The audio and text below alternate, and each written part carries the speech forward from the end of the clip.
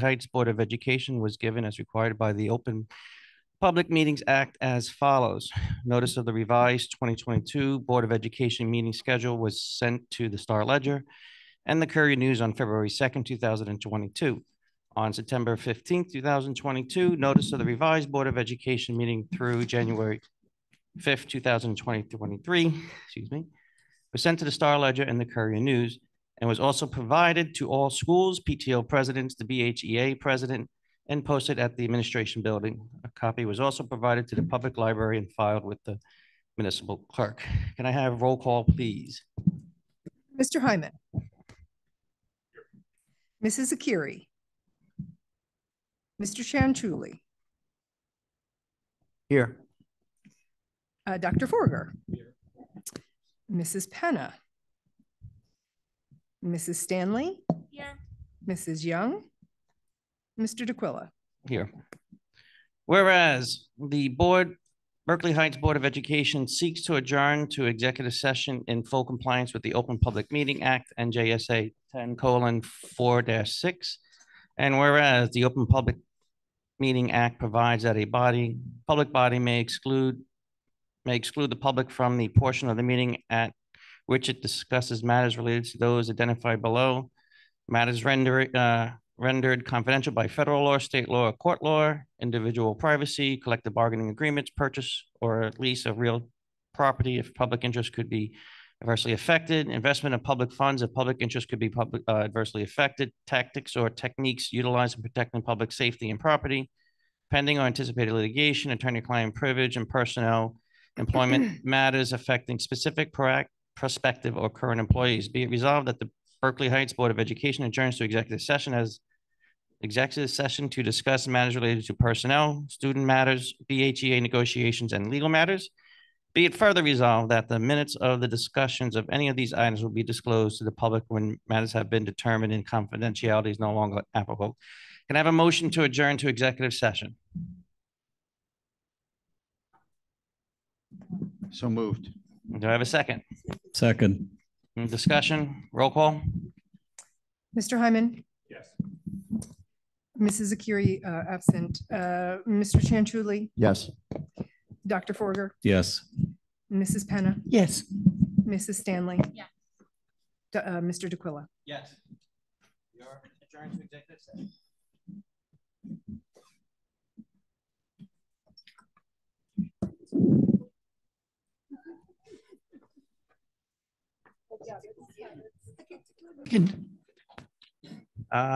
Discussion, roll call, please, Julie.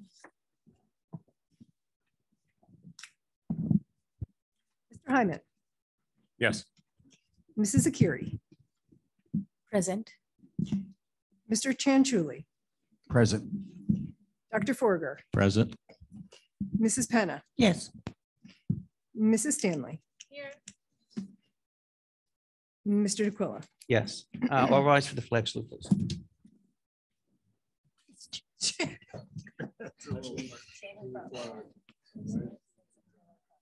And to the republic for which it stands, one nation, under God, indivisible, with liberty and justice for all.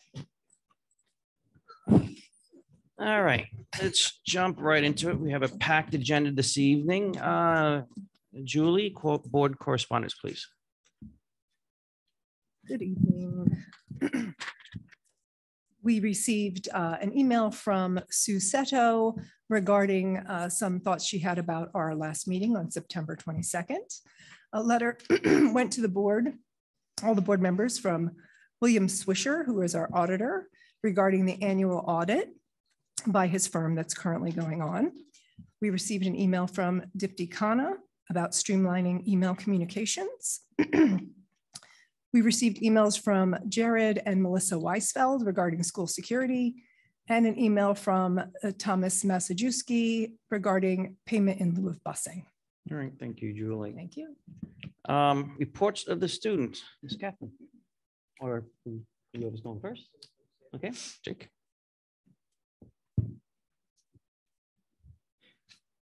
So as the fall sports season winds down, not over yet, but coming to a close, I would just like to recap and recognize our fall teams and outstanding performances by our student athlete Highlanders. The football team, led by Coach Peter Remicchio, is 2-2 this month with wins against JFK and South River, improving their overall record to 4-4. The South River home game was senior day for the senior Highlander football players, where they and the senior Highlander cheerleaders were recognized for their accomplishments in their high school athletic career. The football team finishes their season on the road this week against Bernards. The football athlete of the month is junior Owen Chait, who has 302 rushing yards and a touchdown this season. Coach Remicchio says that Chait has been reliable all season offensively, but over the last 3 weeks, he has stepped up big time defensively. Owen has been our leading tackler 2 of the last 3 games, and he has been great at linebacker for us. The boys soccer team has had a great 12-3-1 season led by Coach Kevin Fontana. They went 7-3 this month with impressive wins against Oratory and a competitive and tough Scotch Plains Fanwood team in the Union County tournament. Unfortunately, they lost in the semifinal round against top-ranked Elizabeth.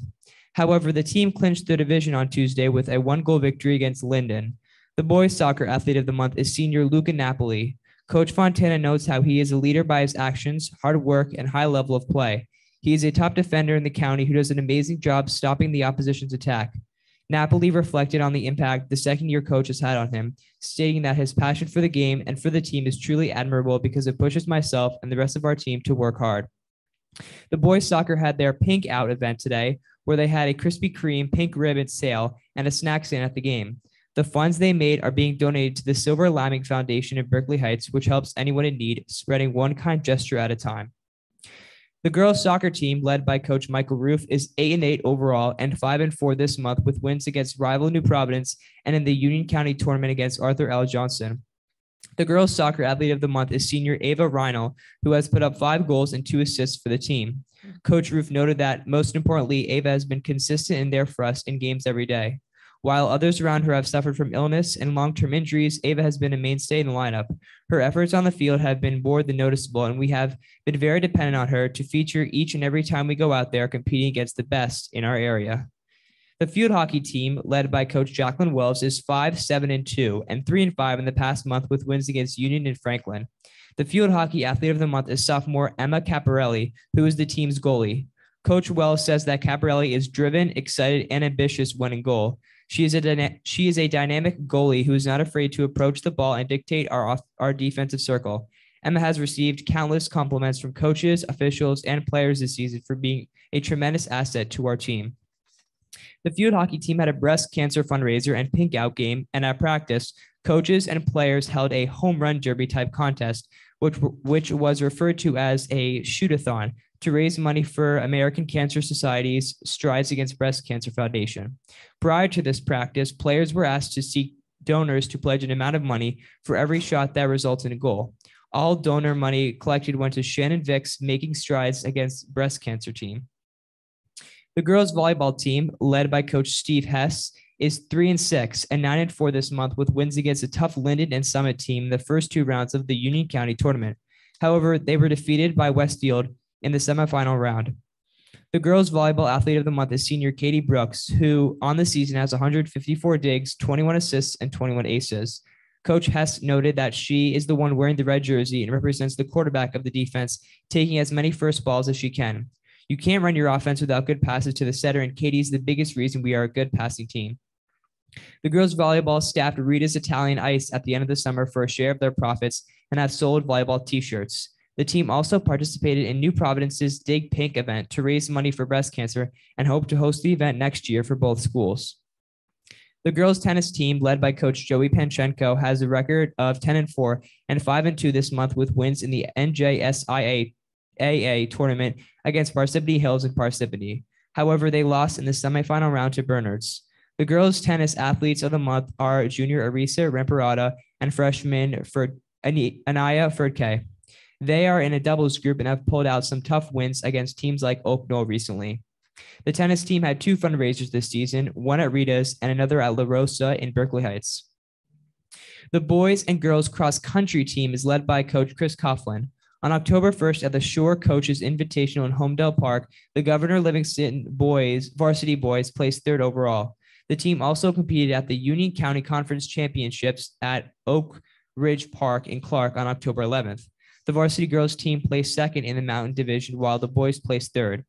The boys' cross country athlete of the month is sophomore Sean Jacqua for his fourth place finish at the conference championship, and for the girls, junior Samantha Richter for leading the team the entire season and earning medals in all of her races. Senior Molly Burke noted the change this season, in that Coach Coughlin has definitely increased the intensity of workouts. Something that cross country has taught me throughout the years is mental toughness, where anyone who ever ran cross country before understands the mental toughness required to complete a workout or race. The girls' varsity cheerleading team cheers for the varsity football games. The girls' cheer athlete of the month is senior team captain Aaron Blake. Head coach Danielle Ganelli notes she co-choreographed the fall halftime routine, as well as leads the varsity team in chants at every game. She motivates her team to reach their true potential, which has shown in our performances this fall season. Lastly, the GL Marching Band hosted its annual Pageant of Champions competition this past weekend, where they improved their score significantly from last year. Co-drum major Sophia Judica noted that everyone in the audience loved the performances, and the GL Marching Band was especially proud of their performance at this event. Thank you.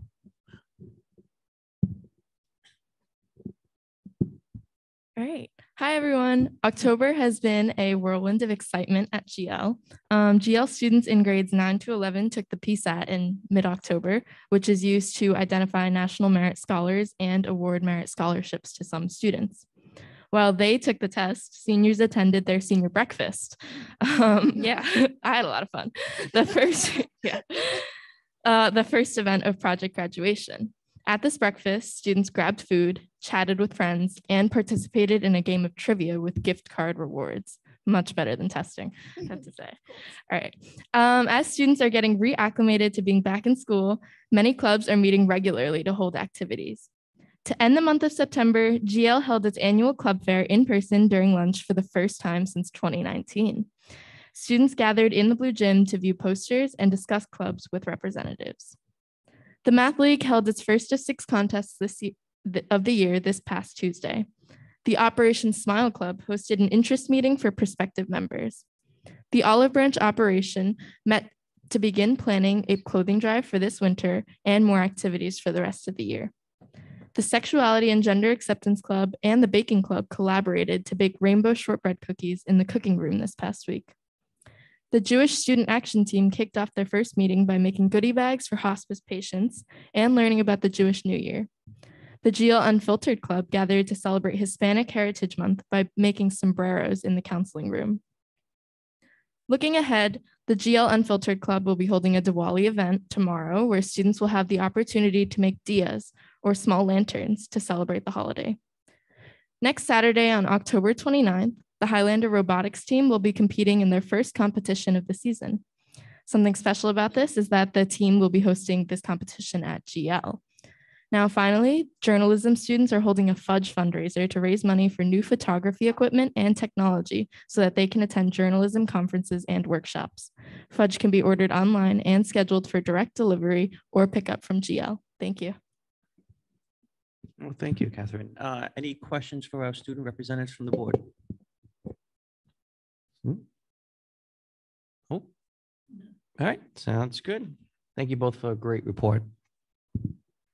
All right, report of the superintendent. But before we go into that, I'd like to make a brief announcement that I'm very happy to announce that we now have a settled contract between the Board of Education and NJEA with our teachers contract, which is a great accomplishment.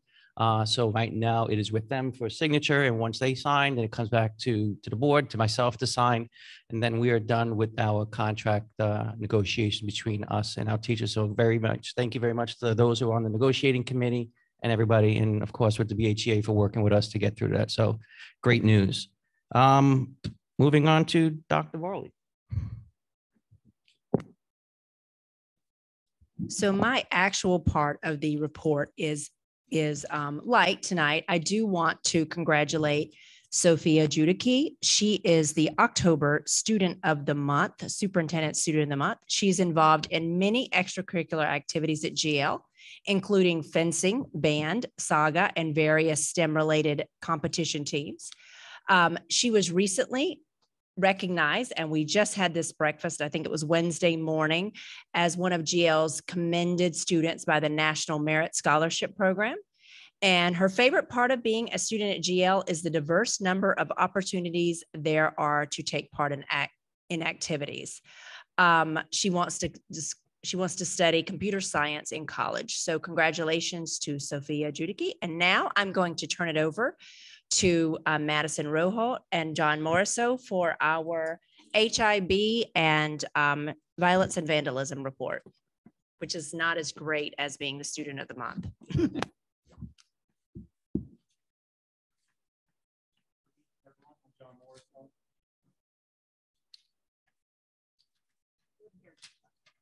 Oh,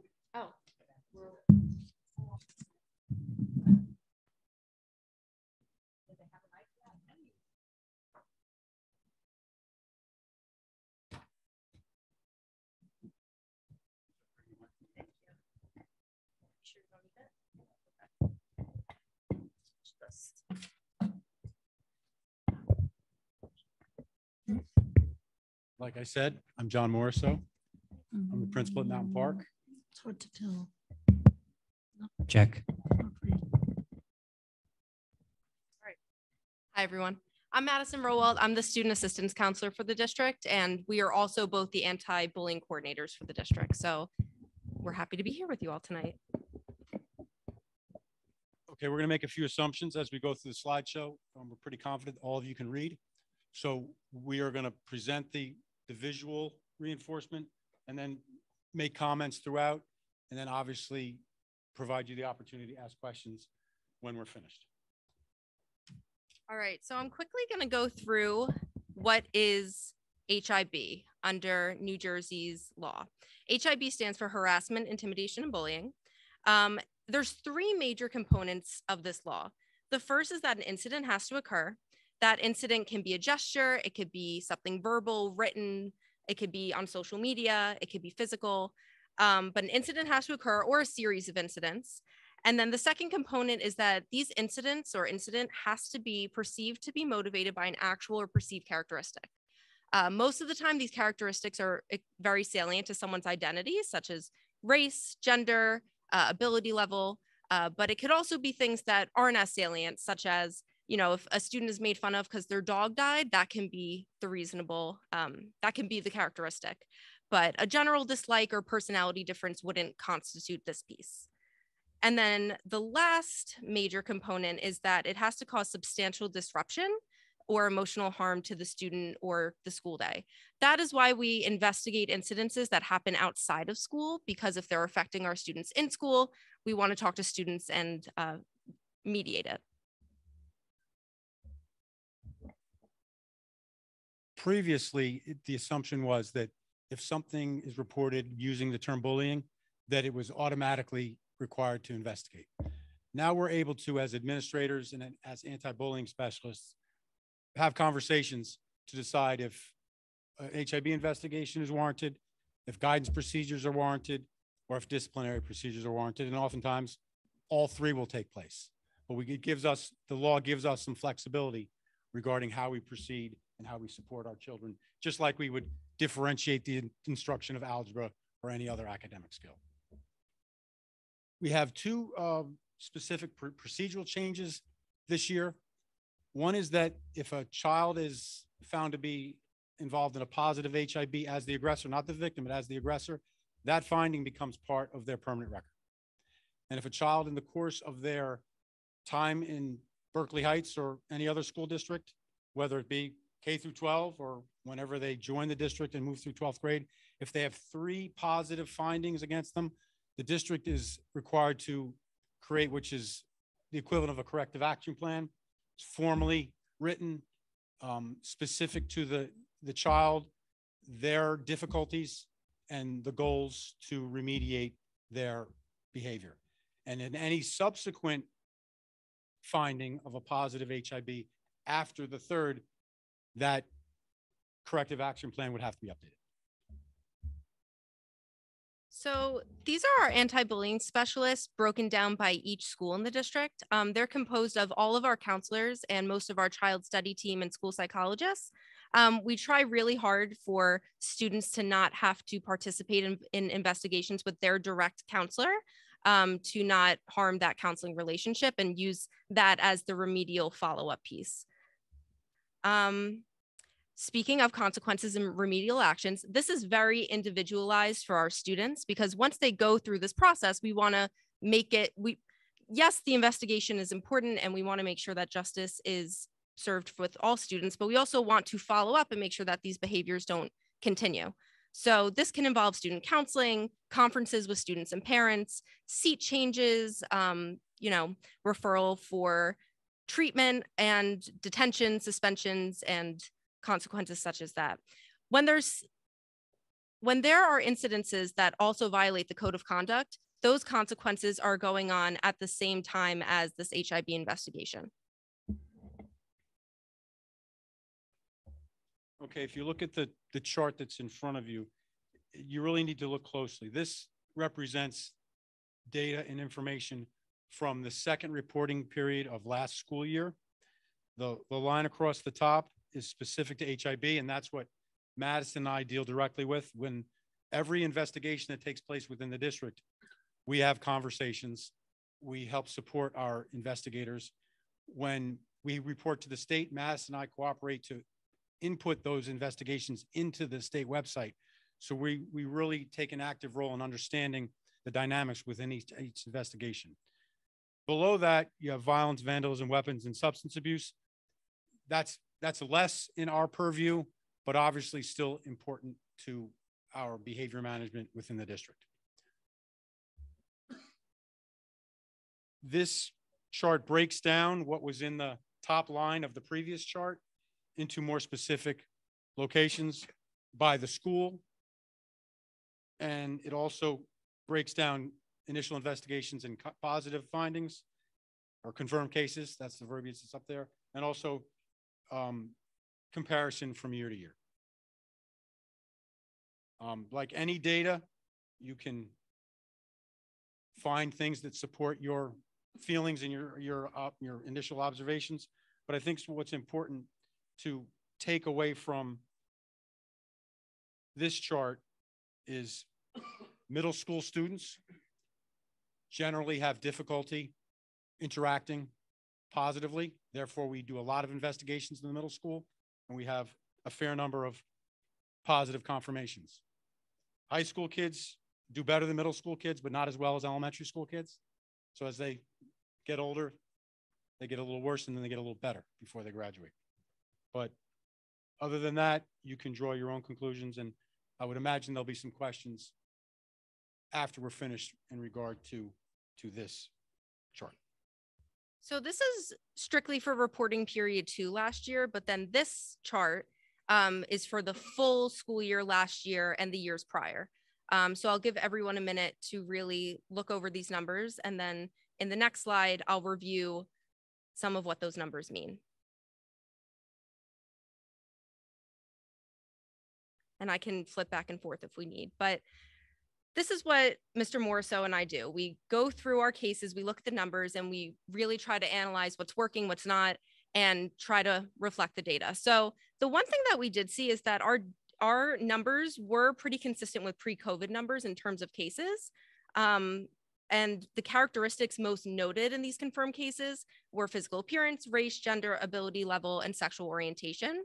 9 incidents, we did use that preliminary determination that it would be more code of conduct oriented rather than HIB. Hotspots were in classrooms, hallways, and lunchrooms, especially those less structured periods of the day we noticed is where, students have more ability to interact with each other and more incidences occur. And then as Mr. Morisseau was saying, middle school setting has the most confirmed HIB cases per investigations. This is developmentally appropriate. As we go through trainings and education, middle school students, this is where we typically see the most incidences of bullying, not just in our district, but across middle schoolers everywhere. Okay, this slide speaks to our due diligence, our responsibilities of reporting. Like I said earlier, we input a lot of data into a state website. We keep track of investigations, both founded and unfounded. We keep track of trainings that our staff takes part in. And we keep track of programs that our children take part in, whether it's an assembly for a whole grade level or a whole school, or class lessons run by a grade level, a specific teacher, or often a school counselor. Next. Yeah.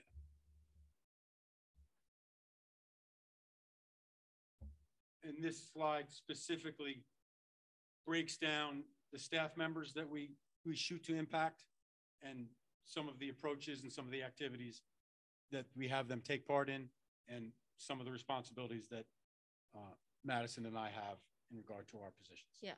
So the state sends us a self-assessment report that every school's school safety and climate team comes together at the end of the year to complete. These are the 8 components within that self-assessment report. And then these are the scores that we've given ourselves last year. Excuse me. You'll see that we remain fairly consistent across the district, which is positive because it means that we've kind of streamlined our processes and procedures. The one area which I'll speak about as our focus for this year is a little bit more education and making sure our staff and families are really trained to handle these behaviors. This is still me, right? So then this takes the scores from here and just puts them into percentages, just so that we can look at the data a little bit differently. You'll see that over the course of the past couple years, we've remained fairly consistent. So some schools have even increased their scores through different procedural changes and trainings.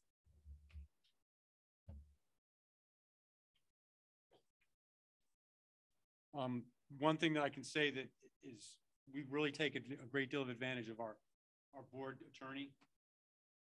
Madison and I have developed a pretty fluid relationship with her, and she's very responsive to our questions and our concerns. Just yesterday, we had a meeting of all the anti-bullying specialists from the district, and she spent about an hour with us making a presentation, discussing the updates in our regulations for this year, but also referencing specific cases and how they were handled when they were taken to the highest level within the state for support or denial of that district's findings. So I just want to say that I feel like that's money well spent on the board's part, the relationship that we've developed with our attorney. Something that's been really important to us consistently, but also more importantly recently, is our focus on social emotional learning, our importance that we place on etiquette regarding electronic communication. We use our classroom teachers, our guidance counselors, our computer teachers at the 3-5 level. Mountain Park and Hughes share Mrs. Schiffel, who's our computer teacher, and there's a lot of consistency and a lot of conversations about how we can help our children become more responsible in the way they communicate electronically. Because we found especially during COVID and post-COVID, we had some real sticky situations at the middle school where children were just having difficulty communicating properly and sharing information.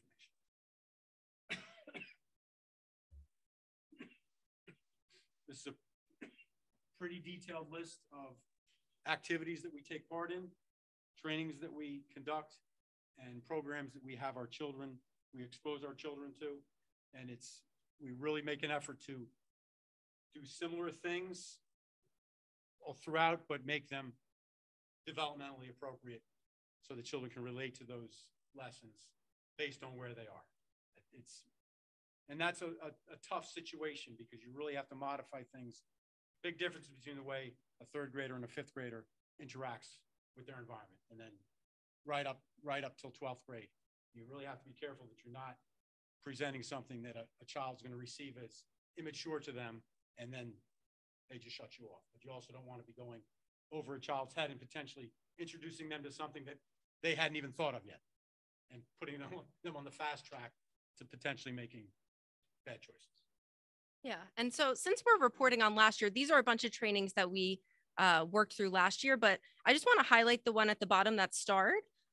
This at the beginning of this school year, our entire district staff went through youth mental health first aid training, and that really reflects us trying to hone in on that focus of more education for our staff this year. So even though that's something this year, I just wanted to highlight that based off of the data that we did see last year. Again, these are some of the programs that we worked through last year with our school counseling departments, our school safety and climate teams, administration. All of these would be, developmentally appropriate for whatever school is engaging in them. But something that's really exciting this year is our district-wide precepts. This is something that our school counseling department has worked really hard on, is streamlining, kind of having these themes monthly and bi-monthly with these taglines and these pictures that students can get excited about, and then working through it at the different grade levels. So the younger students will have different celebrations at school. Middle schoolers will talk about it in advisory. At the high school, we implement this through Feel Good Fridays and clubs and activities. And this is just a way, again, the data is great, but also Mr. Morriso and I and our admin team, we want to make sure that at the end of the day, kids are coming to school and feeling safe and feeling as comfortable and connected as they can. So implementing programs like these is the fun part of this job. And I feel very lucky to have such a strong supportive counseling team behind us to be able to do these things. And so part of the precept is every year we participate in the Week of Respect across the state of New Jersey. We do this, but this year we've been able to tie in our activities with the precepts. So you want to talk about the elementary schools? Yeah. So I just want to lead off with, I've been in Berkeley Heights for 26 years now, and I can remember when it was a huge deal when we had 2 guidance counselors at Columbia Middle School for 600 kids. Soon after that we had 3. We used to have 1 counselor, not guidance counselor, school counselor for all our K-5 children. And we've increased that number over time. This year is the first year that each of the K-5 buildings has their own full-time counselor. And I already see the progress that we're making, the relationships that we're building. And at the end of the day, I don't think anyone would deny that the best way to improve the way our children treat each other is engagement, and making sure that we're doing everything we can to make sure that students are engaged at an age and grade and developmental appropriate level. So at MEMCAM and Woodruff, Mrs. Swan and Mrs. Vallis work very closely together with their respective administrators to have as similar presentation as possible. And they do a lot of great activities that are really appropriate for our early learners. There's an activity that's on the books to take place that's called Don't Yuck My Yum. And we've had some situations where children look over at what their table partner's eating at lunch, and if it's something unfamiliar to them, they might make a comment, because that's what kids do. And that can lead to a negative interaction, potentially an HIV investigation. So those are the type of things that we're doing with our youngest learners. And then at Mountain Park and Hughes School, we have Mr. Coughlin, who's the Mountain Park counselor. And at Hughes, it's Ms. Bartlett. We have 2 Bartletts in the district, so I just say Ms. because I oftentimes will make a mistake with the first name. It's Jackie Bartlett. Who's that? Yes. There you go. Jackie's here. Liz is there.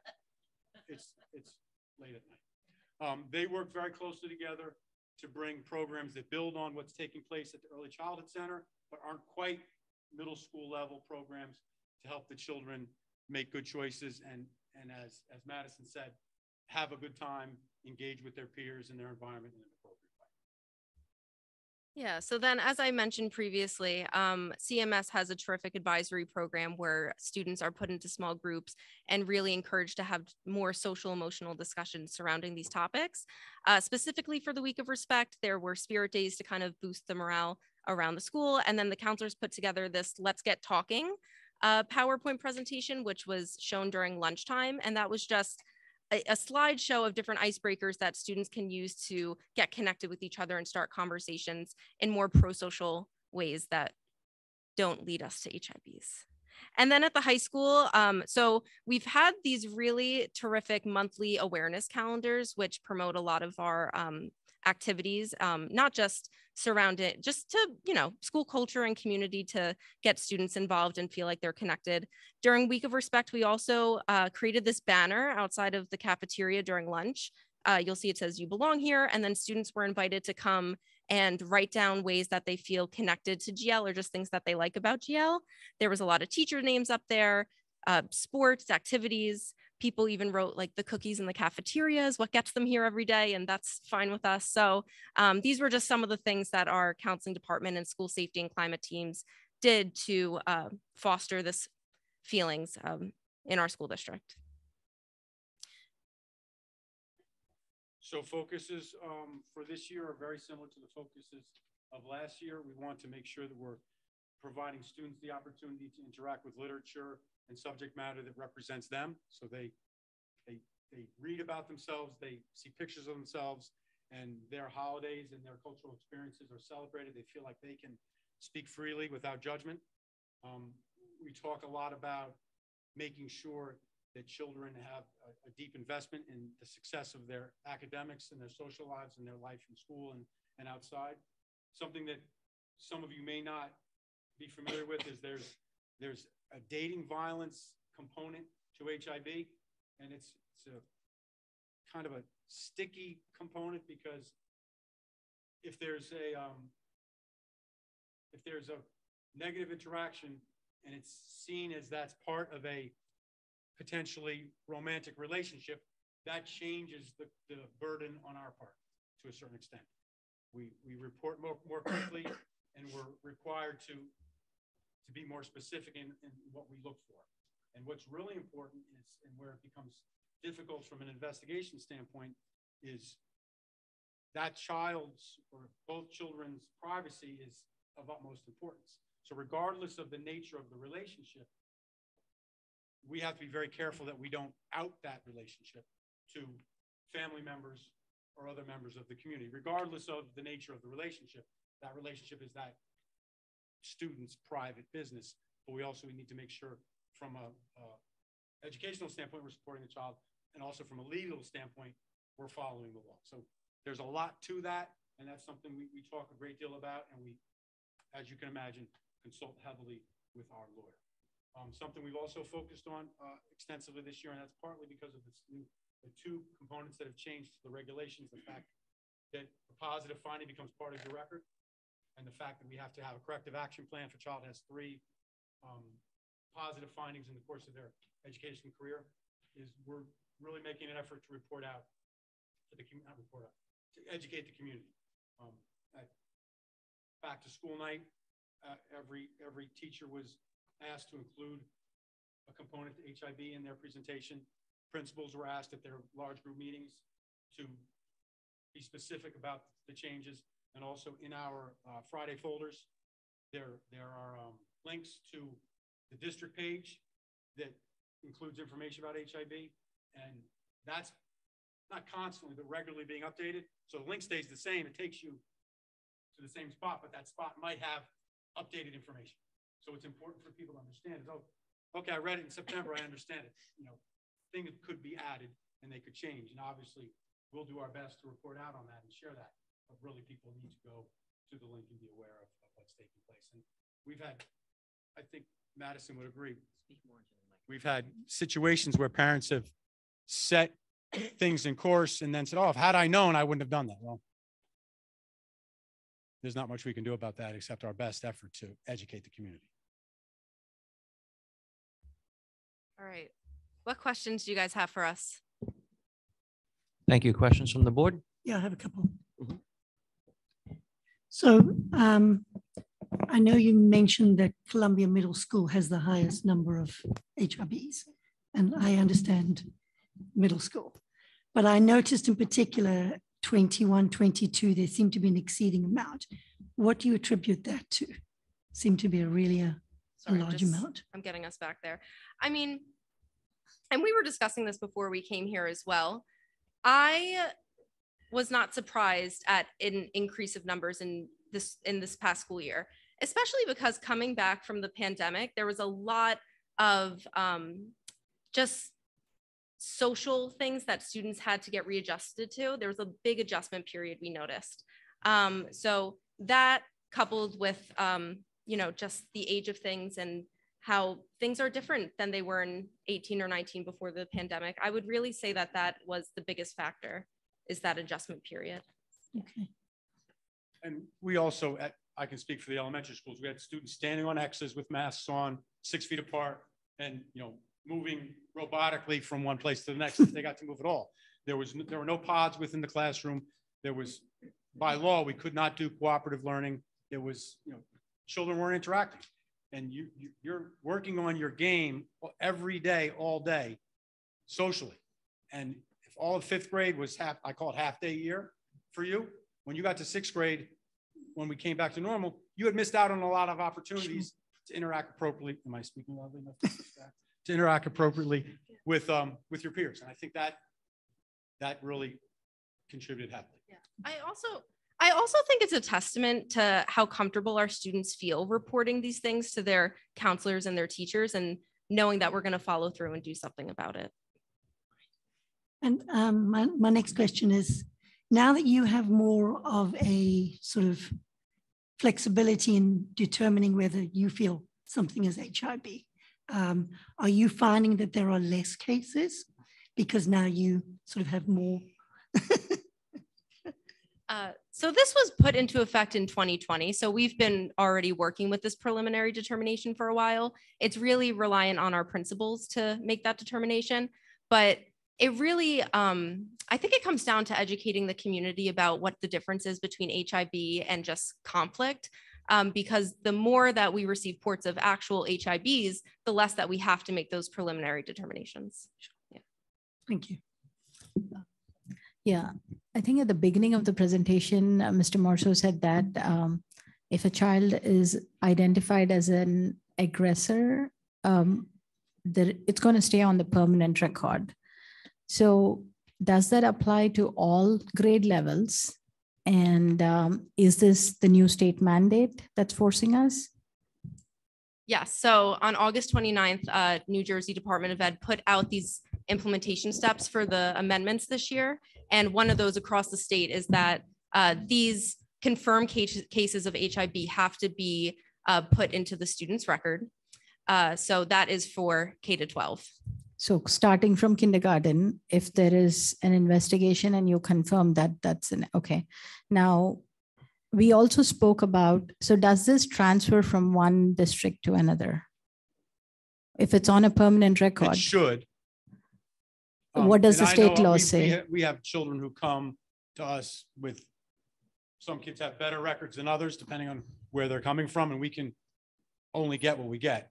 And when we send things out, we make a copy of the child's CUME folder and send the whole CUME folder. So I does can this tell you what we do, but depending on where a child's coming from, it varies. So the state law expects us to keep a permanent record starting from kindergarten and then transfer it if they move out of district or coming into the district. Now, that follows, I have a follow-up question on that. And one of the slides you said that there was this dating and we basically respect the privacy. So now my concern is these are all juveniles. They're not even, so what happens to the privacy? Why are we keeping it as a permanent record? Starting at kindergarten, Well, I think your question is twofold. Why are we separate from the dating? If you're found to be the perpetrator or the aggressor in a positive HIB, it becomes part of your permanent record. And then the dating is slightly different in that we have to report more quickly. We have to begin the investigation more quickly because it's the feeling of the state is that there's more at stake in that negative interaction. And we want to be able to provide support for those children more quickly. But also, so for example, if there's an HIB between two children in my building, as soon as the investigation, if we've decided we're going to have an investigation and the investigation starts, I'm on the phone with all parties, whether you're a witness, a victim, or the aggressor. If it's seen as a part of any kind of romantic relationship, it's different, because we need to make sure that we're not, like I said, outing a child unfairly because of the relationship they're in. For So- example, they might be in a relationship that their parents don't know about. So if we have a concern about this permanent record or the privacy of transferring from kindergarten, we have to write to the Department of Ed, or is it state? Who do we write to? The Department of Education, because they're the ones mandating this. They're the ones mandating that we add something to the record to identify that there has been a confirmed case of HIB. However, they don't give guidelines on what that has to be. So we've taken the approach where we want to protect students' confidentiality. We're not putting in specific information about the incident. We're really just putting in that there was an incident and they were found as the offender. So the Department of Ed has left it to the discretion of an individual school district Yes. on what goes on the permanent record and what gets sent out. Now, my one last follow-up question is, if we are keeping it in our district, if it's an aggressor, are we going to put it on their college record? Are we going to transfer it when they leave high school? So the answer to that is no. And this is because not every state has these laws and requirements, anti-bullying laws. So it wouldn't be fair for New Jersey students to be penalized for having something like this. But we will do it internal the district has, I'll follow up with Dr. Worley. So basically the Department of Ed has left it to our discretion on what we put and what we transfer on permanent records. Yes, and there's still conversations being had on the state level and on district levels too of, needing more guidelines and what exactly this means for our students. Okay, so before we implement this, can we hold off on this so that we can have more of an exec session discussion and then? So the state wants us to implement it starting August 29th. Yeah, but the state doesn't mandate that we put this on the permanent record and then transfer it to other schools, right? That's our decision, you said. No. No, what I said is that different districts have it's varied the level of organization and the level of communication they provide us when a child moves in. I can only tell you when a child moves out what I do. And there's times when we have children move in and I'm looking at their record and I'm trying to provide an appropriate academic environment for them. And I'm trying to figure out what they're saying. And I'm trying to call their former counselor or someone I might know in their district just to accumulate the information. Okay. What I will say is, I think I understand what you're saying about the permanent record, college. If a kid has 3 positive HIBs before 5th grade, it would be a part of their cume folder, but we would not voluntarily communicate with that with a college or an employer or military. They would have to specifically ask us, and it's my understanding, I'm not working at the high school, that they don't ask, because not every state has this program. No, So- my concern is mainly we are documenting it on a permanent record starting from kindergarten, and everybody makes mistakes. We Absolutely. are not perfect, we are all mere mortals. So why are we putting this on a permanent record and then letting the child, why is this going from kindergarten all the way to high school? And we as a district are also transferring it to out of district. That's my concern, but I'll definitely No, write and I follow. hear you. Thank And you. that's a question for the state, And it unfortunately. very well could happen that, in 6 months, we could get different instructions from the state, because something could happen and someone legally goes after the state because of the impact of that. And Yeah, they might these are be- all juveniles here. We're talking kindergarten kids here. Thank you. Okay, any other questions from the board? No, thank you very much. Thank you. All right, I'm going to turn it over to Dr. Greer, Ms. Lopez, and the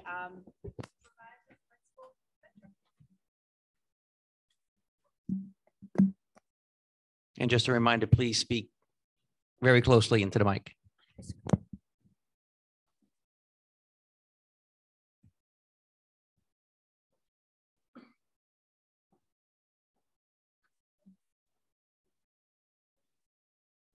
Oh. Yeah, I thought they were going to come up. Good evening, everyone. I'm Mary Beth Kopaz. We're pleased to be here this evening to present our New Jersey student learning assessment data. which our students took in spring 2022. We received the results just this fall and are required to present them to our local board within 60 days. I'm very pleased to be here alongside my co-presenters, Dr. Greer, and our 6 through 12 supervisors, Lori Scott, Drew Ziobro, and James Finley. Thank you all for being here with us. Before we get to the results, I think it's important for you to know.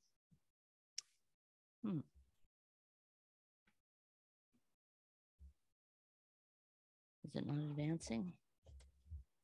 There we go. What'd you do? Yeah, I did as well. Okay, sorry about that. Before we get to the results, I think it's important for you to know how we look at the data. In all grades thank you. In all grades from pre-K through 12, multiple data points are collected to determine student mastery and areas of growth. Information is gathered and plans are created and monitored via data teams and touchstone meetings that happen throughout our schools throughout the year. So some ways we look at the data, we might identify a curricular gap. And in that case, we have articulation meetings with supervisors, principals, Dr. Greer, myself, to identify when, where, and how all of this will be addressed with our students. The data may show that there's an instructional gap. We will utilize opportunities for small group instruction to reteach and provide additional opportunities for practice. And in some cases, the data may indicate a student need where we have to collaborate with teachers and instructional specialists to remediate and assess progress.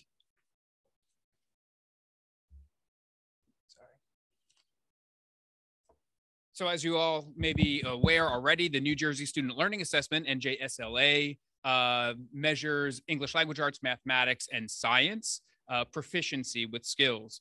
For ELA and mathematics, it's based on a 5-point scale, 5-level scale, levels 1, 2, and 3. 1 is not meeting expectations, 2 partially meeting expectations, 3 approaching expectations. Levels 4 and 5 is what you'll see presented in our pieces tonight, which is considered, sometimes people use the term passing, right? Level 4 is meeting expectations and level 5 is exceeding expectations. I'm sure Mr. Finley will share as well. Science is based on a 4-level scale from the Department of Education, level 1 minimal, level 2 limited, 3 proficient, and level 4 advanced. For those of you that are following along at home, this is posted on our website for our board members. If you received this on Wednesday, there were a couple tweaks that were in here due to a number that was caught, but also some suppressed data. You will see on these slides, if there are fewer than 10 students, we do not report out publicly because we're protecting student personal identifiable information. So it will just say suppressed data in case you see that during the presentation this evening. This is the first time that students have taken the NJSLA since the spring of 2019. It is required by the Department of Education, and families have already received score reports. ISRs are called individual score reports that have been mailed home during the week of September 19th. More information can be found on the website for individual questions as well. The link is on our presentation. We're also reporting on participation levels. Now, I know some of you are looking at some of this saying, how can we have over 100% participation, right? 100.6% participation. What happens is October 15th of each year, there is a snapshot that is taken of all of the students in a district. It happens in every district in New Jersey that is then reported for the number of students, and that data is used in multiple ways. However, we have students who move into our district after that October 15th snapshot. And so what you can see here are the numbers that are there. And our participation rates are very good. You can see in the 97, 98, 100.6%. So this is the participation level pieces that you see. The first content area we're going to share is our English language arts, or ELA, and that's where students are assessed on reading and writing skills. The bar graphs show ELA data on the top, which is our Berkeley Heights data going across the top, compared to the state, which is the bottom row, and the bar graphs going across the bottom. As Dr. Greer had said, you can see the color coding. The red are our not meeting standards. Students who are not meeting, dark orange is our partially meeting students. That's where students have fairly large gaps. There's the dark yellow that's called approaching. That's where students have met most of the standards, but aren't quite meeting yet. And then our light green and our dark green are both our solidly meeting and exceeding grade level expectations. So on this next slide, we took our two green bars and combined them. So where you're seeing the first columns where it says BHPS total percentage for meeting and exceeding standards in grades 3, 4, 5, and 6. And then the same thing, that column on the right-hand side for grades 7, 8, 9. And then we average all our grades 3 through 9. The really good news is that we're solidly above state averages, as you can see, our averages compared to the state. And also you can see that green indicates that we are meeting or exceeding state targets for the years 2019-20. Remember, that was the last time we took NJSLA, and then again 21 and 22. So not only are we achieving at levels that are high above the state averages, but we're also high above the state targets. Those are the numbers that the state tells us that we have to be meeting at a certain period of time, and we're achieving above those target numbers.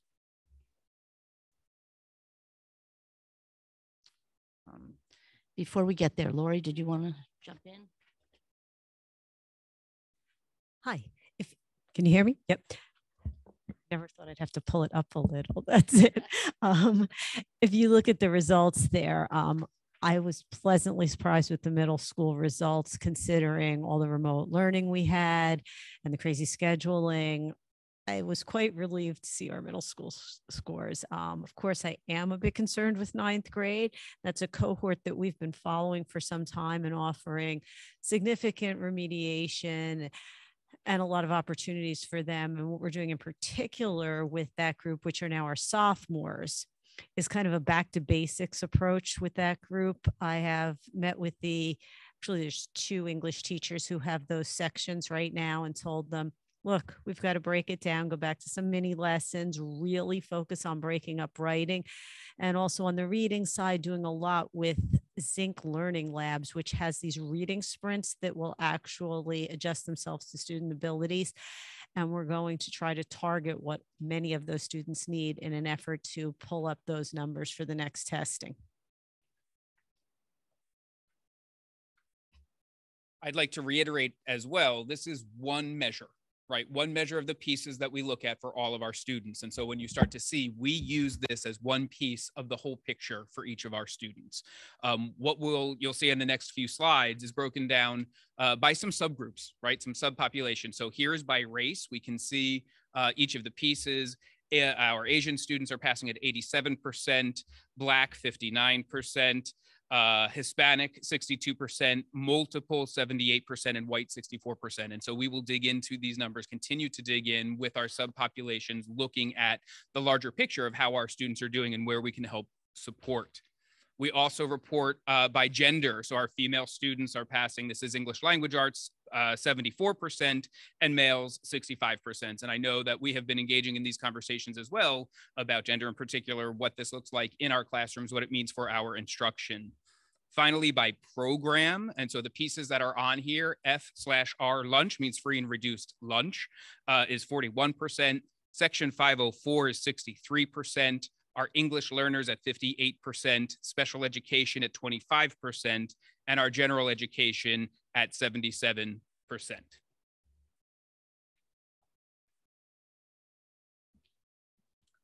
On this slide, you can see our math data.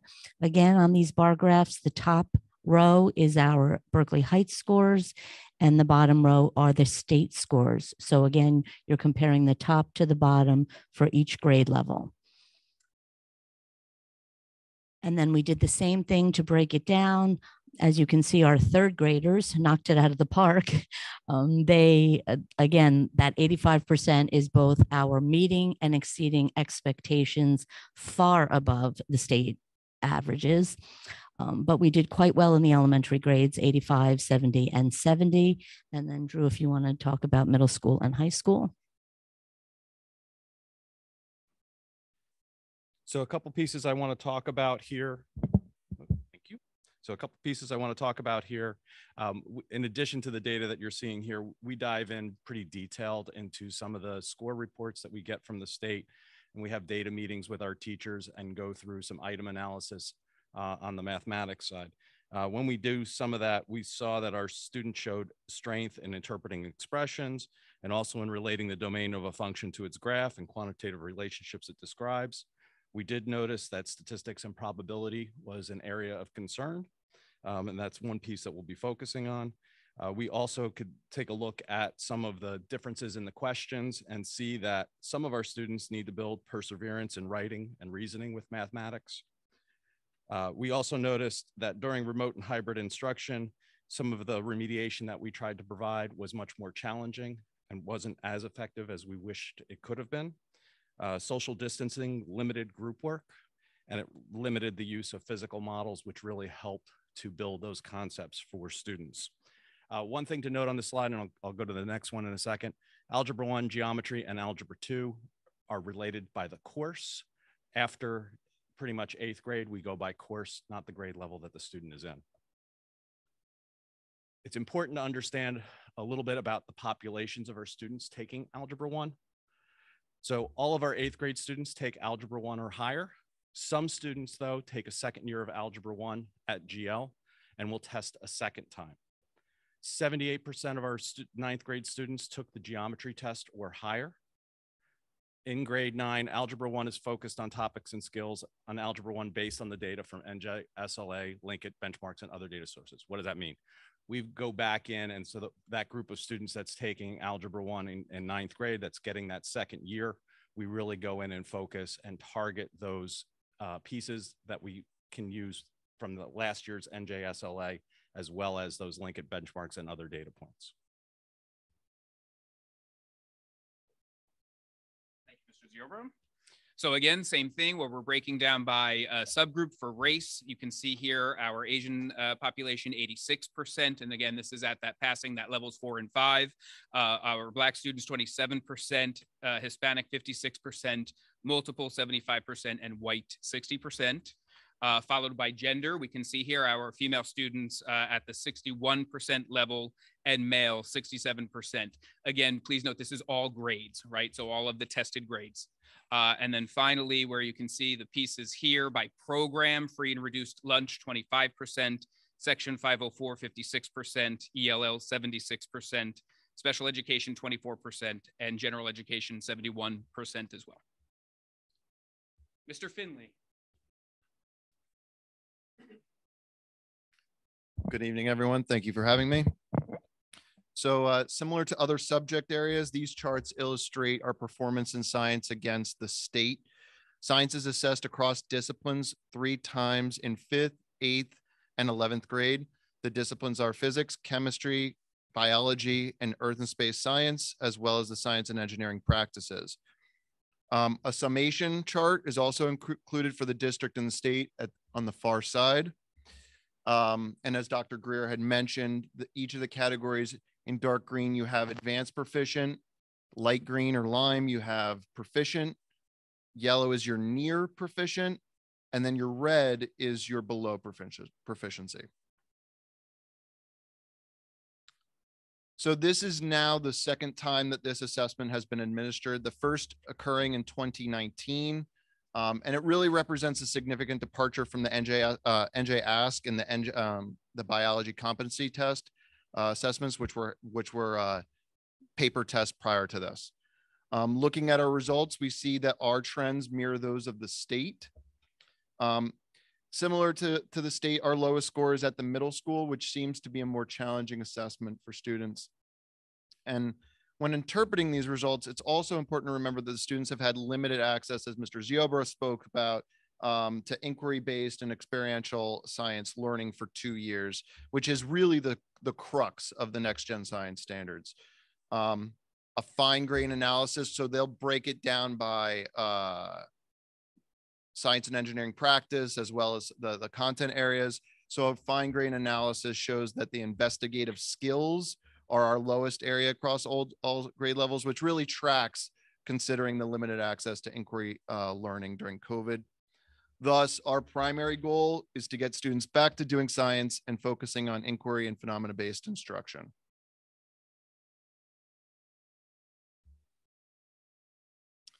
These are our subgroups broken down by race. Here we have gender. We were pleased to see that the results were relatively distributed between both male and female. It seems that our programs are supporting all. And here is our program. Special education continues to be an area of focus for us, but we have shown significant growth from the 2018-19 school year when we had 77% that were in the not proficient category. So we are moving the bars. And I'll turn it over to Dr. Greer once more. What you see on this slide here are the results for Access for ELS. Access for ELS is an assessment for our English language learners. So in addition to NJSLA, this is how our students are doing who are identified as English learners. You can see the skills that are identified: oral language, listening and speaking, literacy, reading and writing, and comprehension, reading and listening. So years in district, right? The anticipation is that the longer that students are in our district receiving an education with us, with our English language learner teachers, they continue to grow in their proficiency as they're here. So for students that have been in the district 0 to 2 years, there's 21 students. The percent of students with a score below 4.5 is 52%. And a percent of students at or above 4.5 is 48%. The assessment is scored out of 6.0. This is only one piece that we look at for when we are making decisions to exit a student from the ELL program. When students arrive, they are given an assessment called the WIDA screener that identifies them for the program. And when they exit, this is one piece. And then we take into account multiple criteria. So we gather information from the classroom teachers, from the ELL teacher. We hear how they've been doing across the board. And then we follow those students for 2 years. For F1 and F2 is the technical term, former English learners, just to see how they are doing. So we're not just exiting our students and saying, you know, best of luck to you. We are really working with them as they continue to grow. So it is not only their academic language, but their basic interpersonal skills that they're growing with as well. Many of our students who are in the lowest grade levels, K1 and 2, exit our program fairly quickly because the way that language acquisition works, right? When you think of little children learning languages, happens much faster at the K1 and 2 level. When we have students who move in at the high school levels, a little bit more difficult, takes a little bit more time because they don't have the language proficiency. They have the content in their language or languages, but they need more time to build language proficiency in English. So that's a little bit about our Access for ELS scores. At this point, I want to turn it over to Principal Nixon here to share a little bit. This was shared at our last board meeting, but it is really a point of pride. And when you look at these numbers, and as we start to look as they're released throughout the state, the district is doing well in many areas. There is always work to be done, and that's the work that we continue to do to look at, but there are some real big points of pride for us to really take and look at, considering that our students were taking this assessment after a pandemic, looking at all of these pieces. And so Mr. Nixon would like to share a little bit as well about our GLHS high school student achievement. Thank you, Dr. Greer. So yeah, despite some misconceptions of declining student performance, what we see here is not only are students achieving, but they're actually excelling at Governor Livingston High School. And that is a great testament to the hard work of not only our students, but also our staff and the support that we've received from the community through 3 of the most challenging years that we could possibly have faced in education. So if we take a look at some of the really great items to highlight, is that our students scored an all-time high of 26.8 on average, the class of 22 on the ACT. We can see that for the 3rd time in the records that we have, that our average SAT score was over 1,200, with math being at an average score of 604, language arts being at an average score of 601. We're happy to report, as Dr. Varley mentioned earlier, that we enjoyed a breakfast yesterday with 16 students that were recognized by the National Merit Scholarship Program for their achievement as part of the assessment they took their junior year, the PSAT and MSQT. That number of 16 is our highest total since 2016, and represents almost the combined total of the previous 2 years put together. And finally, our AP program remains strong and remains a source of pride.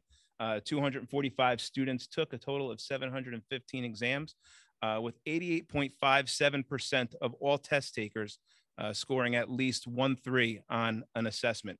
We're also happy to say, when taking a look at the overall courses, as we've worked really hard to try and recover over the past couple of years, 20 out of our 25 courses showed an increase in overall passing rate. And all, a great job done by our students, amazing job done by our staff, great job done by our supervisors supporting our teachers as we've worked to try and overcome a lot of challenges. And this is some information that we are really, really proud of at GL. Thank you.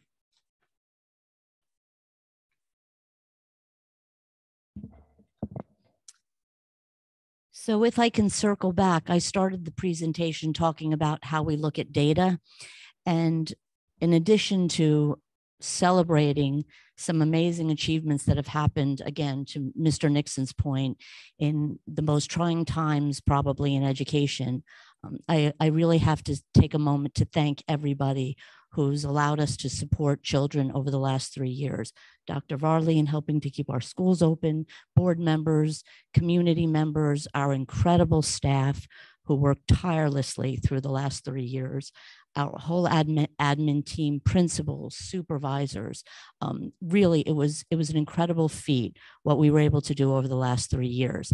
And I think the evidence is in the data. If you compare our evidence not only to the state, but when we start looking, and we have some preliminary data, not a lot, but when we start looking at even like districts, we can be very, very proud of where we are. So where do we go from here? Not only do we want to celebrate our great achievements that have happened, but we know we still have work to do. So we'll talk a little bit about what that work looks like. Through our data team meetings, our grade level meetings, our department meetings, touchstone meetings, we talk about all children. And through those discussions, we make plans for each and every child. How do we address it? We address it through a tiered system of supports. We have 3 tiers, not only the core, but then we also have interventions that take place to support them, whether it's on a strategic level or an intensive level. Do students need support for a few days a week, or do they need support every day? There we have the Beyond the School Day program. We've been very proud to use our ESSER funds to be able to provide the Beyond the School Day program for our students in all schools. Again, I talked about the department and team meetings where we identify standards and skills that might need emphasis or reteaching, small group instruction, or even one-on-one instruction that happens in some cases, targeted remediation and enrichment programs that are happening across all schools. We create individualized differentiated lessons and student plans. In the elementary grades, we have the WIN period. That's the what I need, additional instructional period. We have additional support provided by our specialists and our interventionists. We use specific targeted intervention materials depending on student needs. And we continue to train our staff in the teaching of specific content areas to include reading, writing, and mathematics instructions. So again, I just wanted to thank everyone for being here, congratulate everyone for the really great work that's been done, and most importantly, congratulate our students for really achieving quite well under extraordinary circumstances. So thank you, everybody. Questions? Any questions from the board? Angela? So you talked about, I noticed with 9th grade, I noticed with the ELA, there is a concern there. And I know Mrs. Scott touched on it. Do we know why we feel that 9th grade is struggling? Is there a reason why you feel? Can you speak into the mic? Sorry. It's for the people at home. Oh, sorry about that. Okay, so that cohort, Right. we've been following them for quite some time pre-pandemic. And for whatever reason, they've been a group that's been scoring below what's our norms. And in the pandemic, that doesn't help through their middle school years. We didn't have time to do the level of remediation we would normally do, especially during the remote stuff. That was not optimal for remediation by any means. We did remediate, but again, not as good as we'd like. Then add in the change in that population once they become ninth graders. We lose a lot of our kids to both private and magnet, and then we re-average when we bring in the Deerfield students as well. So we're talking about a group of ninth graders that are not the same cohort as they were before, in addition to the fact that they were struggling. One of the big things our teachers noticed as ninth graders, they were not high school ready. And a lot of that comes out of the pandemic. They had missed a lot of what they would have gotten in the middle school years. What I'm doing in language arts is simply taking that entire group, obviously not the honors classes, the regular sections of English too. And we're going back to the basics with them. I've said, break down your writing into mini lessons, start to really go and do things you would normally do at the middle school level and go from there. And reading, we're lucky to have the Zinc program, which will individualize it based on where the students are. But in terms of that specific group, they've been a group we've been following for quite some time. Okay, thank you. Sure. Mrs. Kopak, you also mentioned talking about, I know our scores, we've seen our scores against the state, but you touched on very briefly on scores against our peers. Is that something that data that we will be able to get as a district? Because I'd be very interested to see how we're doing among our peers. We will get it as soon as the state releases that information.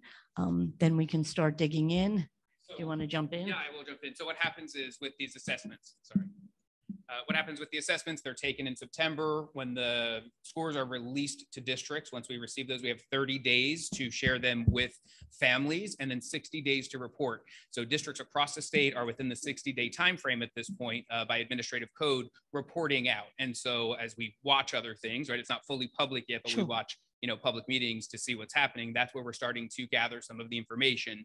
It will be fully released in the future, right? Once we're able to see the school performance reports from that October 15th snapshot to be able to do a real full comparison of other districts as well. So right now it's just starting to hear and listen to other districts, and from the ones that I've been watching and listening to as well, that I won't name at this time, but our scores are really well. We are doing well as a district as well. Great, thank you.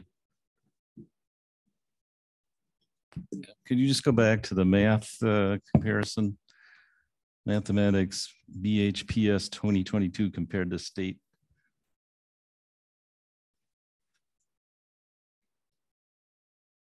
Okay, I don't understand what you're telling me here. Matter exceeded state targets for 1920 and 21-22. Okay, so when we see Algebra 1, 49%, are you saying 49% of the students met or exceeded it for both years? What percent exceeded it just for 21-22? Because I'm basically looking for results from the most recent test. What you see in green is from the 2022 assessment. So I'm sorry, let me just go here. So one of the pieces that you see for 2019 targets and 2021 targets, I know there's been a lot of discussion about what these targets mean. These come from our ESSA plan, our state plan, right? And what happens is by 2030, the state said these are goals that we have that we're trying to meet. The Department of Education has put out a broadcast pushing it out 2 years. So right now we are technically able to compare ourselves to the 2019-2020 data, but also looking at it, when we look at the 21-22 targets, we're also exceeding. But right now, when you look at what's on here is only the data from this past spring and the targets or what's on here. So the state percentages and our district percentages. Okay, so let's just take geometry. You're saying 45% were proficient or advanced proficient on the most recent test. That is correct. 21-22. Yes. That's level 4, level 5. That is correct, sir. And 49% were proficient or advanced proficient on Algebra 1. That is correct. Okay. And now also on the QSAC, one of the indicators is we're supposed to receive trend and comparative analyses and appropriate intervention strategies at this report. Okay, I didn't see any trend data. all you're giving me is 1 year's worth of data, namely the most recent test. Where's the trend data? So we would have to go back to the 2019 when it was given at that last time. And we were at a Okay. CUSAC meeting yesterday as well, looking at what they're going to look at for this year. It's Okay. going to be a comparison of just that 2018, 2019 data. So we're unable to look at the trends because the test hasn't been given in 3 years, the NJSLA. Okay, so it's difficult to make trends. I'm sorry. You're saying you're not going to give us trend data then? For this report, what we're reporting out here are Yeah. just at this assessment from the spring Okay. 2022. It's tough to make a comparison over the years before when the assessment wasn't given. So Okay. that's why we look back at the 2019. How many years do you have of this kind of data? You say you have 1920. Do you have anything before that? We have 18, 19 we have is the last 18, time it was 19 you given. have. What do you have before that? Yeah, every year, this report is given every year. Okay, so you could show us as trend data. You could show us like 5 years worth of data, right? Right. There are some issues with when you start to go back that far, that the test is not the same test. We went from 3 units down to 2 units in mathematics and language arts. So you do have to be careful when you start going back further. You're also going to go back to Park versus NJSLS scores. Okay, when does NJSLA start? We had 1 year, right? We had 1 year. I think it was a 2018, 19. 18, I have to 19. look. So Correct. basically, if we want comparable data, we got 2 data points, right? That is correct. And next year we'll have 3. Yes. There's one other thing to be really careful of. They've changed the rules and how we're administering the tests. So when you go back that far at the high school level, we would have given the test to 9th graders, 10th graders, 11th graders, and 12th graders, depending on the program they're in. Now we only give it to 9th graders. Okay, 45%. That means more than half our kids are not proficient or advanced proficient in geometry. What explains that? More than half. Not proficient. What's going on?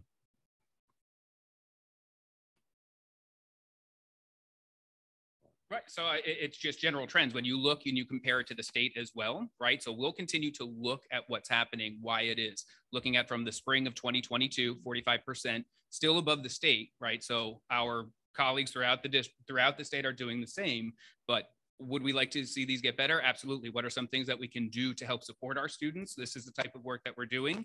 It was mentioned here as well, beyond the school day. So we encourage all families to take advantage of the extra federal funding that we have to learn more, have a little bit more direct instruction. So there are pieces that we are doing as a team to move it forward. But yes, you are correct. If we look specifically at the number, it's 45% compared to the state of 44%. So what you're saying is, what I'm and it hearing is that freshman cohort as well. What I'm hearing is that it's not the curriculum, it's something about the teaching. There's also a piece, we have to be a little bit careful with the tests once you go up in mathematics. If you look at all of the tests and you look at all of the scores, the way that the tests are structured, you can't compare year over year with the results. So for example, geometry, when the state used that for graduation passing requirements, which I know we're not talking about that tonight, they considered a 3, 4, and a 5 passing because the scores were so low on that geometry test overall. So the test itself has some issues with it. I will say we have to be careful too when we start to look at our scores, and that's why I gave you the slide with the populations on it. We have a large number of our students taking geometry in the freshman year. Most schools that we're being compared to, when you start to look at the state level, they're going to only be taking Algebra 1.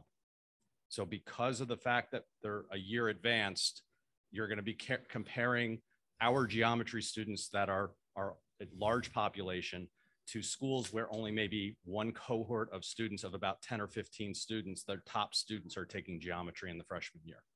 I thought this was district scores here, this 45%. Correct. This is not just the high school, is it? Correct, but we only have 20 students or so at the middle school that would be in that number.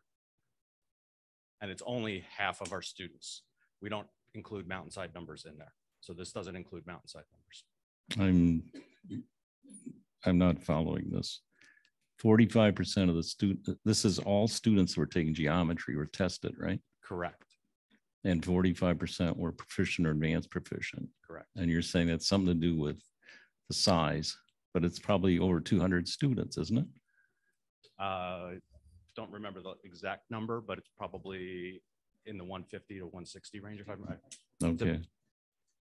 I'd have to look that one up. Do we still teach proof? Yes. How much? That's more of a curriculum issue. If you'd like to go into those particular pieces, I'd be more than happy to chat about it. But there is a large component of proofs in there. The way that we teach proofs, though, is not pure Euclidean geometry, because that is not what the state standards are, and that's not what we're being tested on. Yeah. Okay. I'd like to talk to you about that sometime. Okay, thank you. Jordan?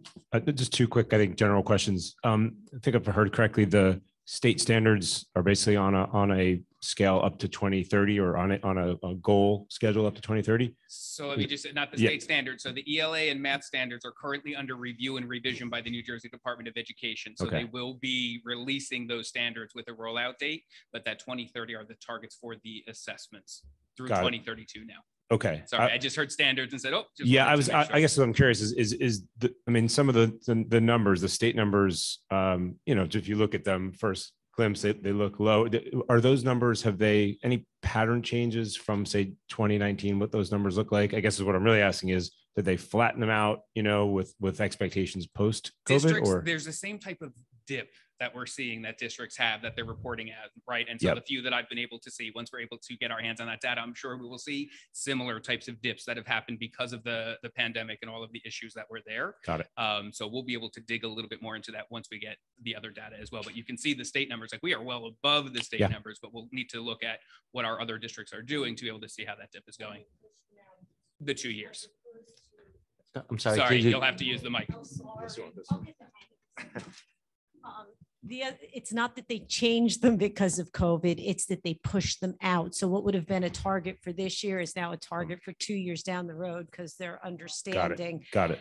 So, Yes. or these targets are technically targets from what would have been a year or two ago, essentially. What? Yeah. Got it. Got it.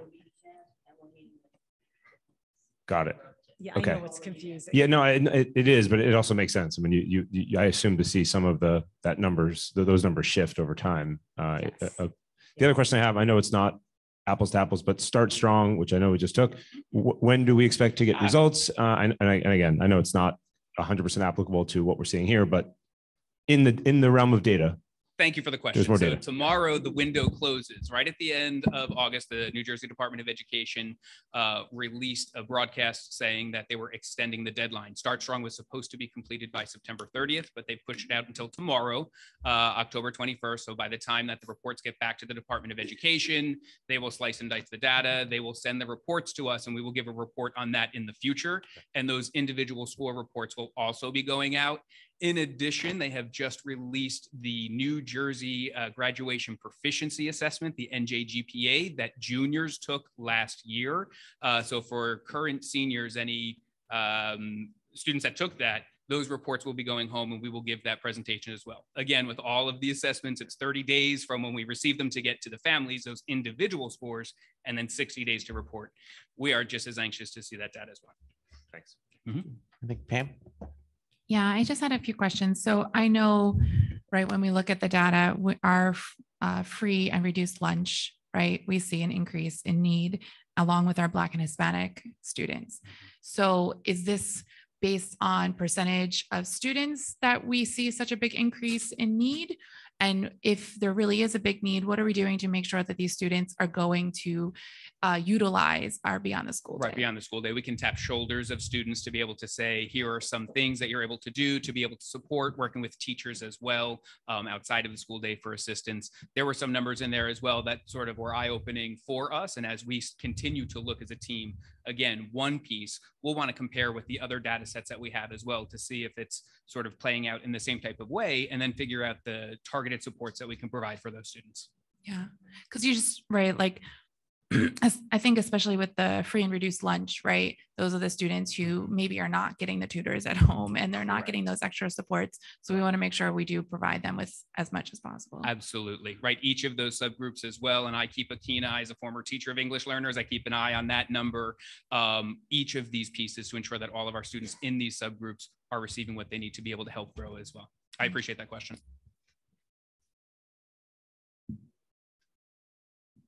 Any other questions from the board? I do have one question, Ms. Kopaz. In the where do we go from here slide? One thing, my question is the new programs that we got, and I'm sure I'm going to get the program wrong, the link it and all that. How is this data incorporated into that data to help with the programming of the students? Yeah, remember these stuff. Thank you. So again, initially I had talked about looking at data through several lenses, and we use multiple measures. And it's really important for us to look at children through a variety of lenses, because a child can have a bad day on any given day, which is why it's very important to use several data points. So some of the data points we use, and I'll just give you an example in the K-5 world. We use Link It, which is actually very predictive of how students will do on NJSLA. And what's really nice about Link It is students take a fall benchmark, or that's a baseline assessment. It assesses end of grade level standards. So what it allows teachers to do is then really start targeting instruction and saying, I see where a student is falling down and I can support the student in the areas X, Y, and Z. Then we remediate throughout the year, we teach throughout the year, and then there's a mid-year benchmark. Again, still giving time to remediate, but we want to see students moving so that the trajectory is that they will eventually be able to pass NJSLA. So that's the beauty of Link It, because it is addressing grade level, end of grade level standards. iReady is another assessment tool that we use. That's an adaptive assessment tool. It's predictive of how students will do at the time. It's real-time data. So with iReady, there is an adaptive program that goes along with it. So they take a prescriptive assessment. That assessment then places them on an individualized learning platform and program in both ELA and mathematics, and they have individualized learning. So as students are acquiring the skills, then they get harder and harder lessons, or if they're struggling in a certain skill, then the lessons are tailored to the student and it's retaught. It's adaptive technology, and it's a really amazing program. Not only do we have technology-based programs that we look at, but there's also teacher-directed assessments that we use, both formative and summative assessments. So some examples might be Fountas and Pinnell reading assessment, where a student sits side by side with a teacher, and a teacher can see exactly how a student is learning how to read. Or our dyslexia screening tool is called DIBBLES. We give the DIBBLES assessment in grades K through 3 to determine if students have any signs of a dyslexic tendency, and again, how we could support them through a multisensory approach. So these are just some examples of all the assessment tools that we use to get a full picture of a student, not just a snapshot on one day or a few days, but a full picture of a student, and how we can not only enrich if a student is achieving at a high level, but also remediate if a student needs a support in any kind of way. I hope that answers your question. Thank you. It does. Thank you. All right. Thank you very much for your presentation and information. Thank you, everybody. Thank you. All right. Before we move on to committee and liaison reports to our student representative, you're free to go. Unless you want to stay, more than happy to. Yep. All righty. Moving on to, where are we? Committee and liaison reports. Do we have any members of the board that want to provide a report? Jordan? I can give you athletics if you want. Absolutely. I know Jake gave a great report though. Yeah, on athletics. I will not top that, and I have no students of the month, but yeah, that's awesome. Yeah, the athletics committee met on October 11th. Just a couple of items that we covered. Anne updated us. We talked about a co-op possibility for field hockey in the future with New Providence. There's no action on it, just we discussed it. The next step would be just a survey to the parents that Anne was going to send out just to get feedback on that possibility. Talked about pool usage and whether to stay at Tokash or eventually Berkeley Aquatics. For now, we're staying at Tokash in Warren, which includes some better swim times for the teams. And updated us on the red gym and blue gyms, sanding and painting will happen this summer, which is exciting. We touched on, kicked around some ideas for future alumni nights, sporting event alumni nights, and the possibility of a homecoming idea we talked about, which I may come back to, foreshadowing a new business. Anne updated us just on the ongoing challenges with buses and officials. She's done a great job, I think, in managing some of that. It's not a district issue. It's probably a national issue, but I think we've managed despite some of the creative ways to get teams to their games. Updates, which I won't cover on where sports were in terms of county tournaments and such. We got a great update tonight. We got an update on the football program and some of the great momentum there, which was encouraging to hear, inclusive of the move of the former Thanksgiving Day game to the season opener with New Providence. And then we also just talked about the possibility down the road of a press box replacement and what that would entail. Again, no action, just figuring out what that would take and next steps on sort of figuring out a price for that. And then December 1 will be Fall Sports Awards. And that's it. Thank you, Jordan. Anybody else with liaison report? Pam? So luckily, town council has been short and sweet. So mostly it's just events coming up. They're having Environmental Day, November 6th. The trunk or treat is this weekend on Saturday, October 22nd at Canal parking lot from 11 to 1. You need to participate in order to participate. In other words, you have to decorate You a have to car. have a trunk. Yes. In order to be able to get candy from other people. You need to set up around 10 a.m. The Family Fall Festival at the Littell Lord Farmstead is from 12 to 4. Our GL students, our woodworking and art class students will be there. That's again Saturday, October 22nd. The Berkeley Heights Ed Foundation has their zombie collar run on Sunday, October 23rd from 3 to 5 at Lower Columbia. There's a Diwali celebration coming up on November 5th from 4 to 6. Winter Walk on December 3rd. The PTO admin meeting, they had their, they multiple times a year, they have an all admin meeting. This is for all principals were there. There was not that many questions, but Mr. Kabliska did speak about renewing their procedures to help students remember what to do when there's an issue outside at when students are being dismissed. So they're going over that. DE&I will become more uniform now that it is on our strategic plan and district plans that both the principal and superintendent will get evaluated on. Our HIB committee met. You pretty much heard all the stuff there, but Francis really did do a great job at going over the really detailed way of looking at the preliminary reports and trying to decide what would be a HIB. And now, after the third finding, we will have a student intervention plan, and that will give us a chance to really sit down with that student and make sure that they understand what's going on. So yeah, that's it. All right, thank you. Any other reports? Okay, Julie, business report, please.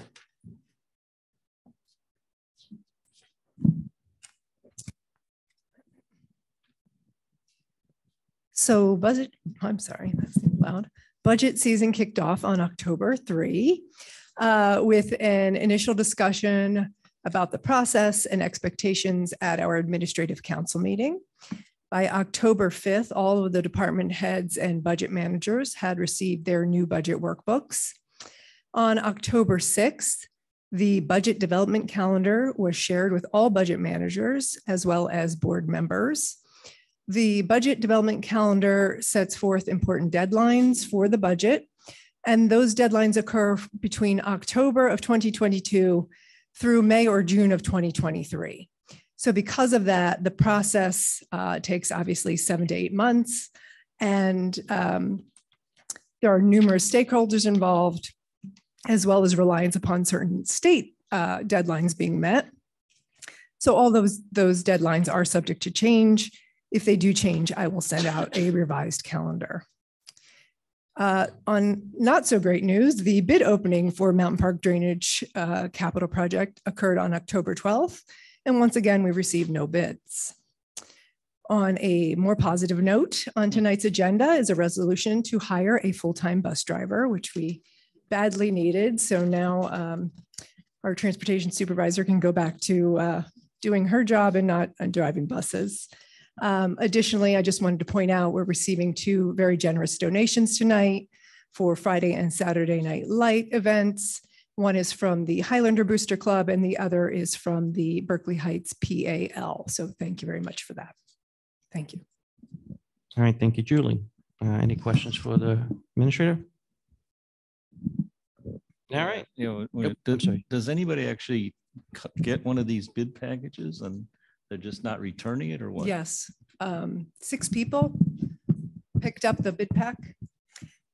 3 indicated to the architect that they were interested and were going to submit bids, and then they did not. So right now it seems as though obviously labor shortages, it is a relatively small project. So people either do not have the staff to fill the project, or they'd rather take a larger project that is going to earn them more money. So it's a bit of a pickle right now, but we're going to keep trying, and we're going to see if there's some other opportunities now that we have bid multiple times without a successful bid. If we can start to negotiate with vendors instead of going through the formal bid process. So, but I need to vet that with the attorney. Yes, I wanted to have the statutes and look that over and work with you on that. After two. After two unsuccessful bids, you have the right to go out and solicit quotes and basically take it into your own hands. So you can contact other contractors who are capable of doing this work and then go through that process. So you can do that. So that is the next step with the architects. But I mean, what you said is absolutely true. That's happening all over the state, not just with buses or bus drivers, just with contractors. I mean, there's just not enough employees that are doing these jobs. So they're really allocating their workforce to, key projects so that they meet timelines, and they don't want to take on extra work because they can't get enough workers to fill these spots right now. Okay, thank you.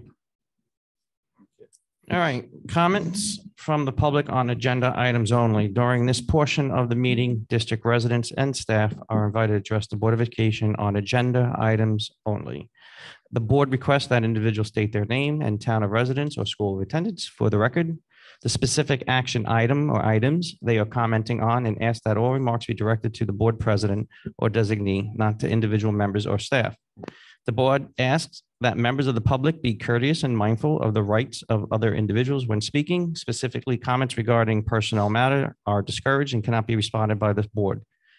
Students and employees have specific legal rights afforded by the laws of New Jersey. The board bears no responsibility, nor will it be liable for any comments made by members of the public.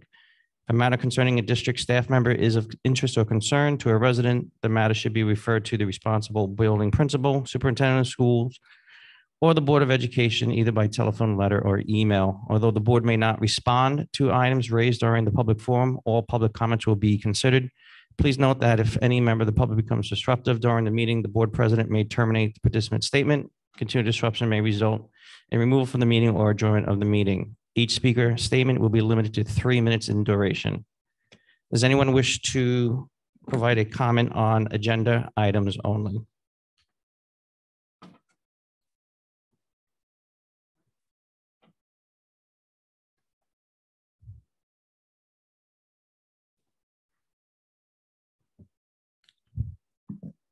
Okay, Marlene Sincaglia, 22 Robbins Avenue, Berkeley Heights, Program Chair for the League of Women Voters, Berkeley Heights, New Providence, and Summit.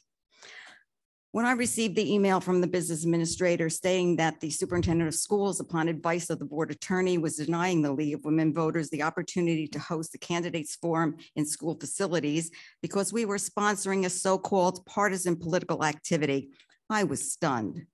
For over 100 years, the League has been the premier nonpartisan civic organization, sponsoring nonpartisan forums and programs to educate the public on candidates running for office or for public policy issues. The League of Women Voters could not and would not let history be rewritten. Although I firmly believe that there was no reason to change policy 7510, as an educator, I know that one learns by repetition and you don't repeat things in the same way, you use different modalities. So after more people hours and probably attorney fees to get the correct wordage, adding the sentence to the policy that permits candidates forums and codifying the League of Women Voters as an organization that is entitled to use school facilities spells this out. And all I can say, mission accomplished. Thank you.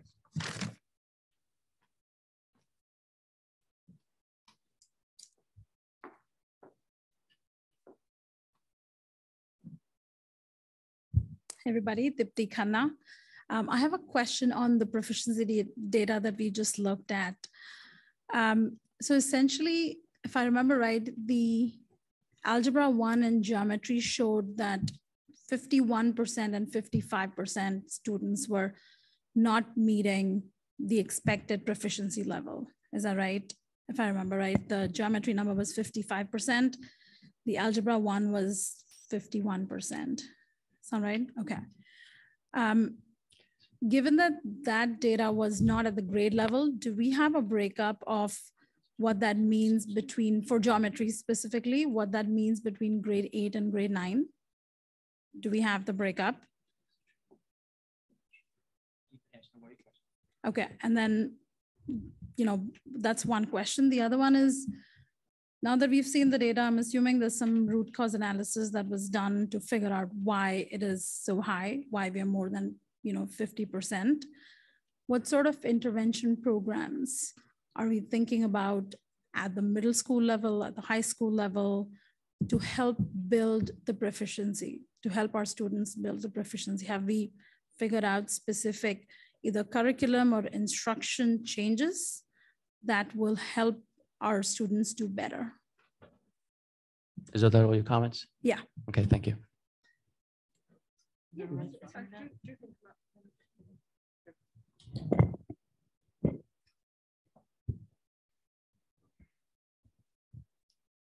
So as far as the breakdown, we do have the breakdown by grade level.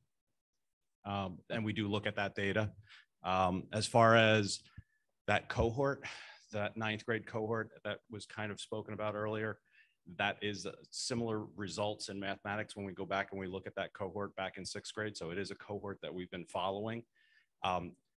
Because of some of the stuff that happened with the pandemic, we had a little less data or a little less accurate data during those times to make some of those decisions when they moved up to 9th grade.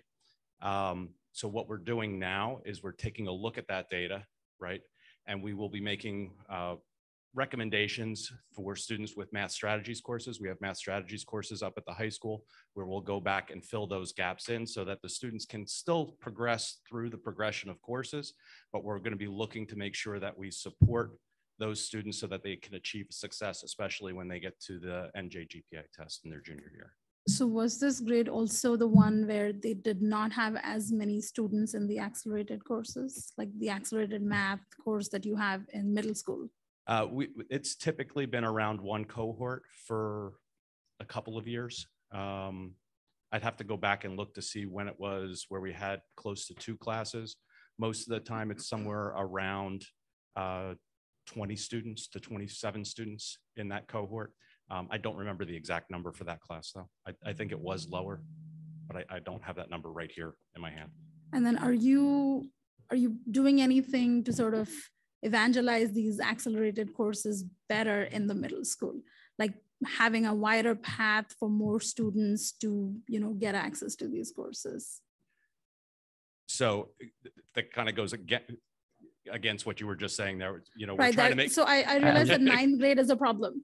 I get that. But my question is, for the other grades, are you doing anything to kind of make a wider path for more students to get into these accelerated courses? So we make kind of an identification in the 5th to 6th grade assessment. We put out a letter, which I know we have a letter just about to go out again to parents to kind of let them know about that process that starts in grade 5.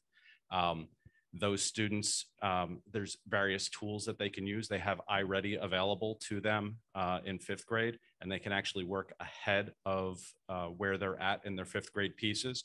That's one of those data points that we talk about in that letter that I do take a look at. I do my best to make sure that we're putting students that can achieve success in this program.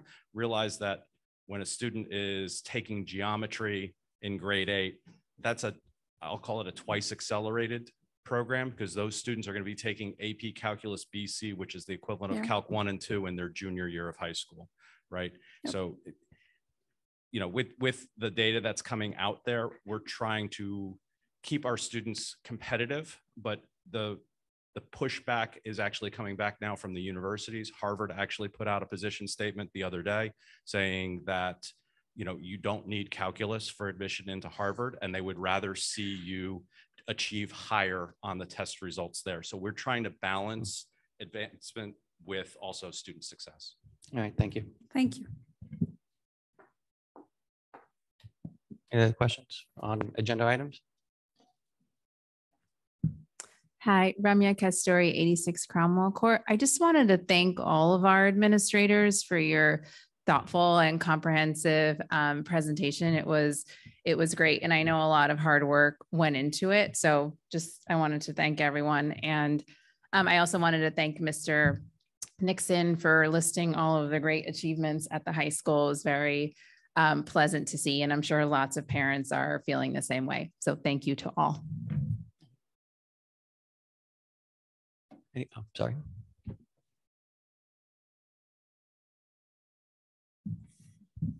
Steve Kraguski, Berkeley Heights. Two items. First one, a kind of a hypothetical about HIV.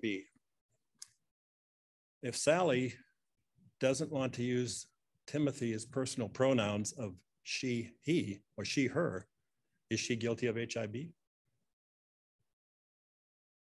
Can you, please say your questions. Sorry? All your questions. Well, the second one is more of a comment. Second one is really a comment. That's the question. The comment that I have is with regard to the presentation of all the numbers. For me, it's more informative if rather than showing a comparison to the state versus us, it doesn't take into account the mix of race within our town versus the state. I think a better comparison for me is to compare what the state average is for a particular race and what it was for us within our town, so we can get a better idea of how we're doing for that particular group. Or maybe a different way might be to look at cognitive ability ranges and see how we're doing versus the state. I have a feeling we're always going to be better than the state just because of the mix of people who are here in our town. Thank you. With regard to the question on the HIB, I don't know if we have anyone that can answer. I can answer it. Go ahead.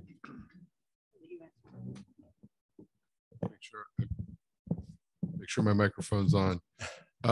So under HIB, just to try to simplify it, as adults, we all know that in the workplace, we have, you know, harassment training that we go through, and that emanates from the New Jersey law against discrimination. HIB is very similar. So if you are making decisions or statements that are pejorative or inappropriate based on somebody's gender, sexual orientation, sexual identity, it could ultimately be an HIB. It depends on the context.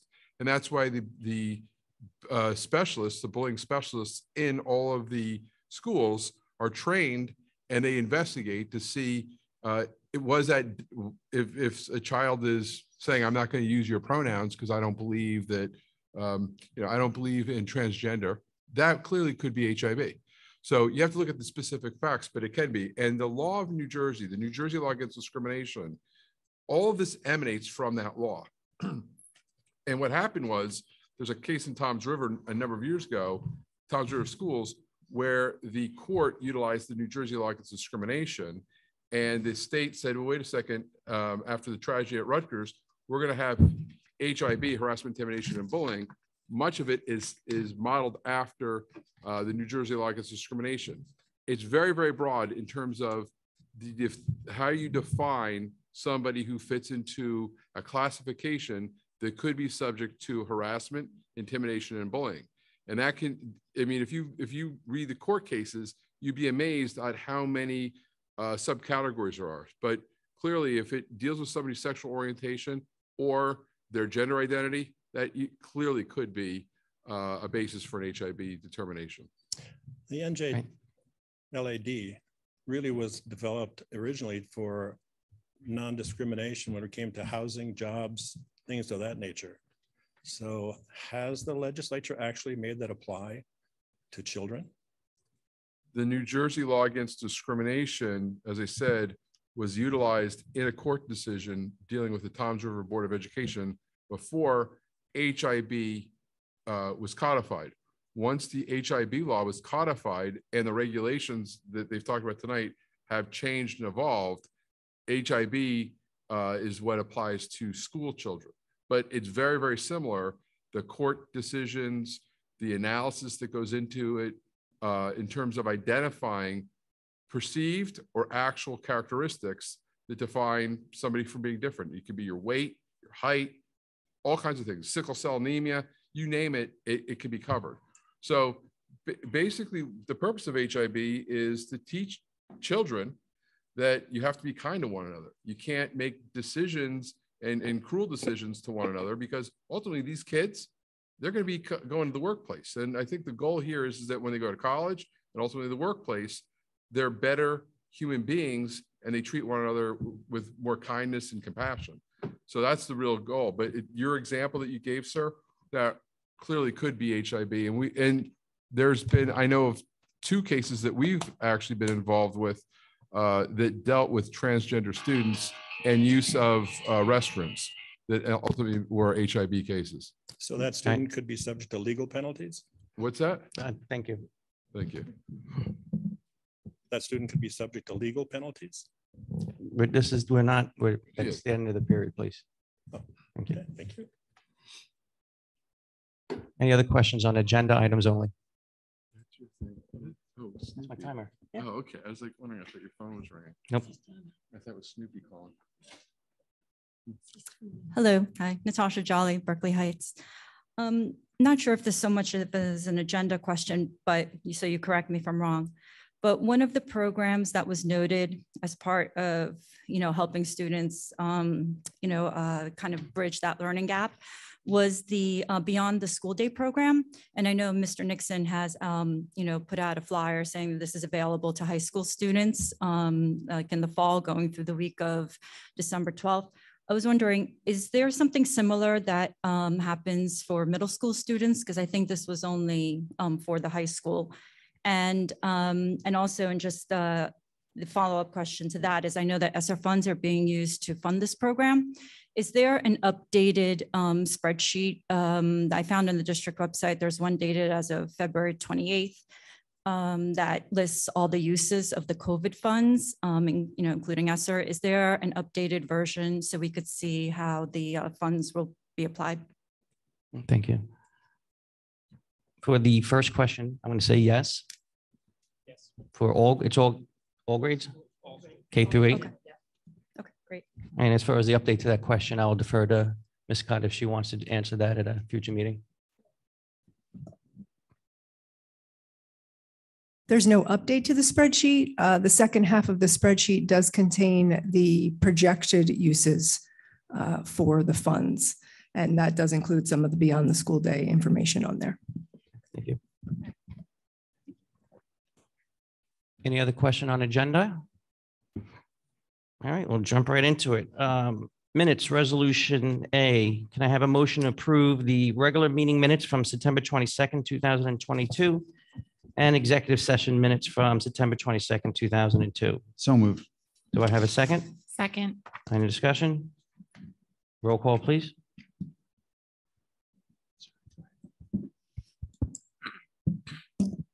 Mrs. Akiri. I'll abstain from both.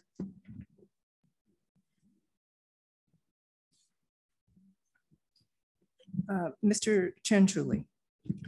Yes to both. Dr. Forger. Yes to both. Mr. Hyman. Yes. Mrs. Penna, I'll abstain due to being absent at the last meeting. Mrs. Stanley, Yes. Mr. Jaquilla. Yes. Appointments, Resolution A. Can I have a motion to amend the annual appointments as listed? Can I have a first? So moved. Can I have a second? Second. Any discussion? Roll call. Oh, sorry. Yes, I. No, I have a quick question. So if two of us abstained, did the minutes get passed? Yes. Yes. 5 out of Okay. 8. Fine. 5 people voted yes. Okay. Roll call. Uh, Oh, sorry, question? No. Roll call, please. For the amended appointments, Mrs. Akiri, Yes. Mr. Chanchuli, Yes.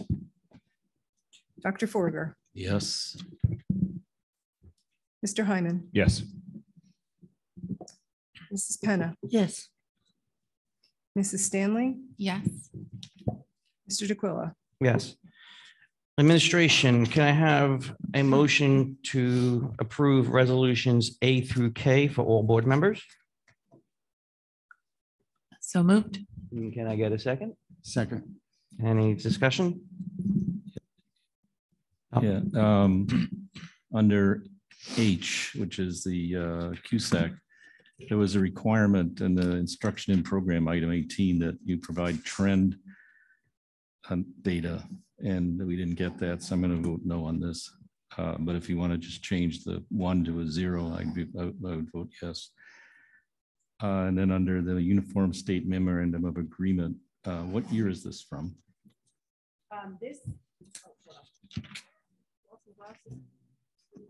The one on the agenda is for 22-23. We approve it every year. Thank you. Okay, is it any different than the one we've already approved for 2019? No, 2019, they changed the code. And so that is the reason from the website that I sent you for the 71-page document Yeah. that it says 2019. They changed the code in 2018, 2019. Okay, so I would think we've already approved this. Not for But- 22-23. Yeah, but it's the same document, isn't it? You have to approve an annual memorandum of agreement with the police department And now the Union County. and the Union County Prosecutor's Office. But you're saying it's exactly the same as what we've always approved. You have to approve it every year. It's an annual memorandum of agreement. Any other comments? Yuli? Sorry, hold on a second. I just want 1 second, just before people vote. On K, you have individual people that are listed here, so you can vote yes for everybody. You should just say, but I'm abstaining on voting for myself. So for example, Ms. Penna should say, I vote on yes on everything. On K, I abstain from voting on myself. Thank you very much. I'm sorry, did you have a comment, Si? So just on a follow-up, so which what item, Dr. sorry? Forger asked on CUSAC, if we did not provide the trend reports, we are not changing the CUSAC score from 1 to 0. We don't plan to.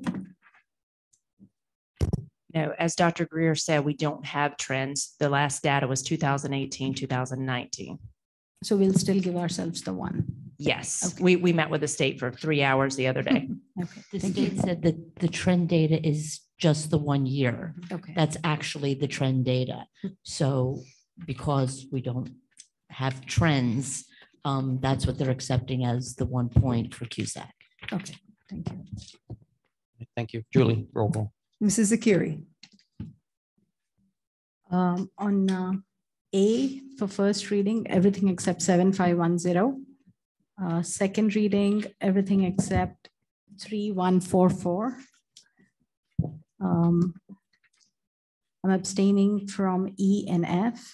I'm sorry, 3144? Yes. Okay, say that again, abstaining from E and F. E and F. Hold on a second, just clarify 3144 or 3144.3, one or both on the second read. I just want to make sure because there's 2.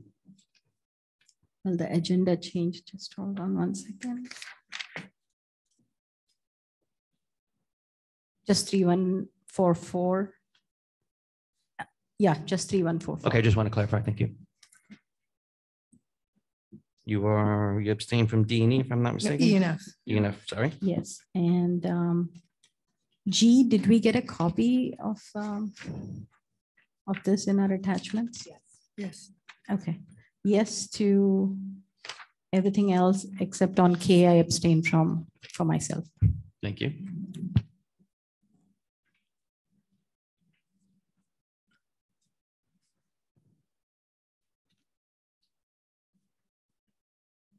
Mr. Chanchuli. Yes on all, except I abstain on myself for K.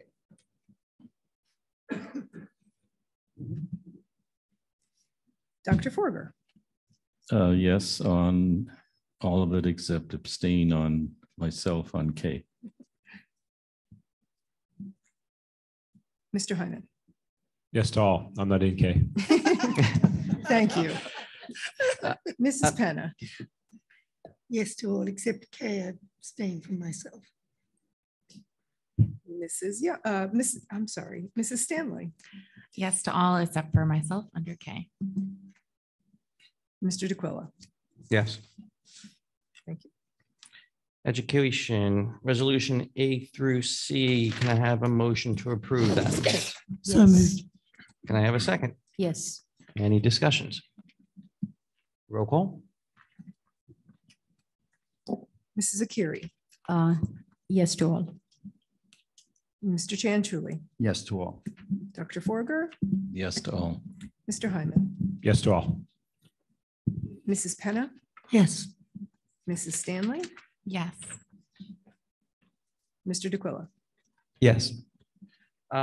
Personnel, can I have a motion to approve resolutions A through U for all board members and then resolutions V through X for Berkeley Heights board members only? Can I have a motion? So moved. And may I have a second? Second. Any discussion? Roll call, please. Mrs. Akiri. Yes. Mr. Chanchuli. Yes to all. Dr. Forger. Yes to all. Mr. Hyman. Yes to items A through U. Mrs. Penna. Yes. Mrs. Stanley. Yes. Mr. DeQuilla. Yes. Business, can I have a motion to approve resolutions A through P, all board members? So moved. May I have a second? Second.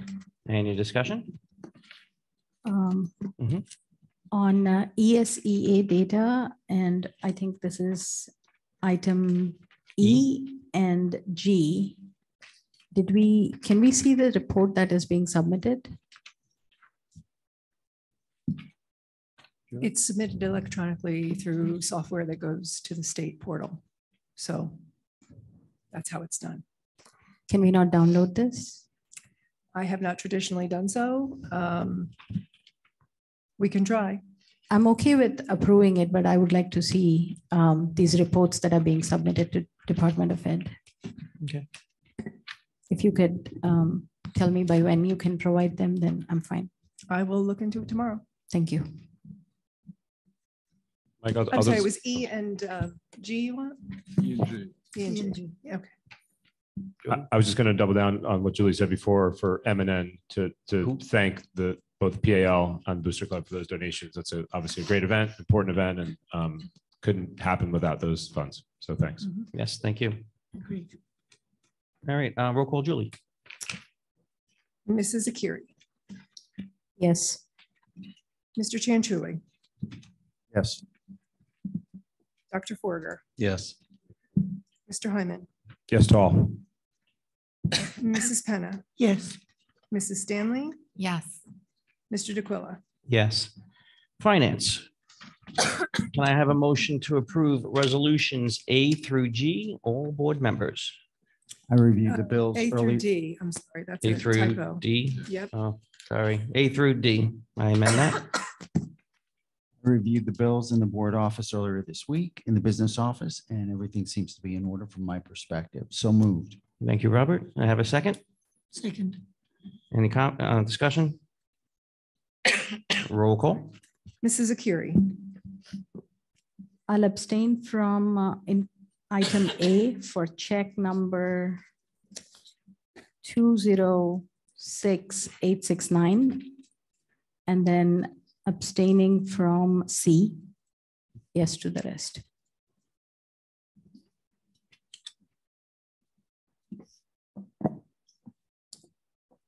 Mr. Chanchuli, Yes to all.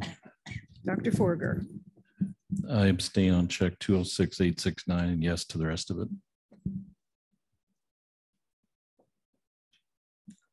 Mr. Hyman, Yes to all. Mrs. Penna, Yes to all. Mrs. Stanley, Yes. Mr. DeQuilla, Yes. Okay, comments from the public. Rules still apply. 3 minutes and when Snoopy starts playing.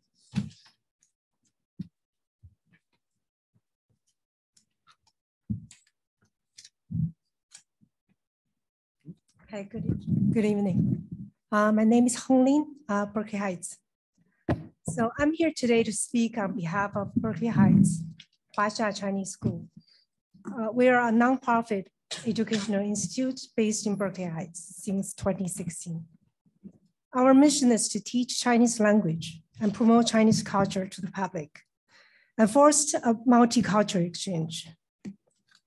We offer Chinese language classes from K to 9th grade, AP Chinese classes to high school students. We also offer English as second language at no cost to local residents who are in need. And we offer culture classes in the past, including chess, arts and drawings, Chinese calligraphy, Go, yoga, dance, math enrichment, and many other courses at very low tuition to our local community members. Excuse me, I should get some water sitting there 2 hours. So Berkeley Heights Huaxia Chinese School has been renting Columbia Middle School facilities since its inception. Our school administrative members and teachers are mostly volunteer-based, with minimal stipend, some with no pay at all. The lion's share of our operating cost is the rent we pay to the school district.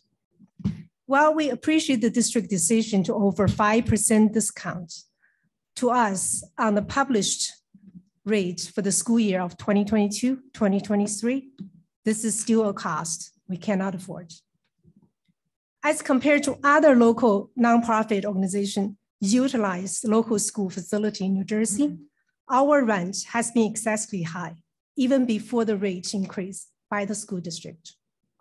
The neighboring township school district facility rental rates ranging from free to in Huaqiang and New Providence to $10 in Chatham and $15 in Milburn per hour per classroom. As a comparison, Berkeley Heights School District current rate is $30 per hour per classroom. The custodian charge by other districts ranging from $35 to $70 per hour. As a comparison, we're charged $80 per hour. So we request a rent relief from the school district by email. Dr. Varley replied that she would be discussing the matters with the business office and get back to us ASAP. Not hearing back from the school district for 2 weeks, I followed up again on October 12th. The response I received from the school business office stated. Thank you. Please 3 minutes are up. Thank you. Thank you. Stated. You have 3 minutes are up. Your time is up, ma'am. Okay. Should I finish or should I come back next month to finish this? You can come at the next meeting. Okay, thank you. Thank you. No, we're at the next meeting. Everybody else is done. Excuse me. Excuse me. So- This is not a discussion. This is not a discussion. Thank you. No, you can come up. I'm also the president. Okay, you can come up. Okay. Mhm. I will continue another 3 minutes. Okay, please Yeah, let that's her correct. know. Please state your name. Tianxin Su from Berkeley Heights. Okay, I just quote. I never read this, but I just familiar myself. In all honesty, if they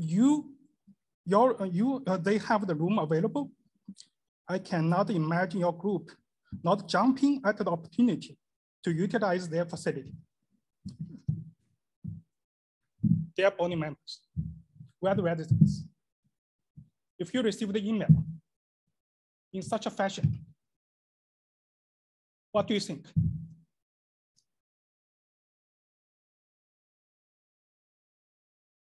What do you think? I'm sorry, what is the question? If you receive such a message from a secretary, if you find any better place, you just rent a room there. Are you willing to help? Willing to negotiate? I just mentioned the attitude. I'm not following. I'm sorry. I don't know what comment you're. When he's finished, I can answer. Okay. Yeah. Okay. So that's the roughly just from the conversation, but I don't want to go through all the details, right? So I just want to just list the facts, right? So we are looking for just help, right? Really want to negotiate to understand what's the rationale, why the rate is very high from the Berkeley Heights, right? Compared to the rest of the community, our neighborhood. Okay. Right? If you can give us the reasonable reason, we accept it. But you cannot give us a reason. Just say this answer. Okay.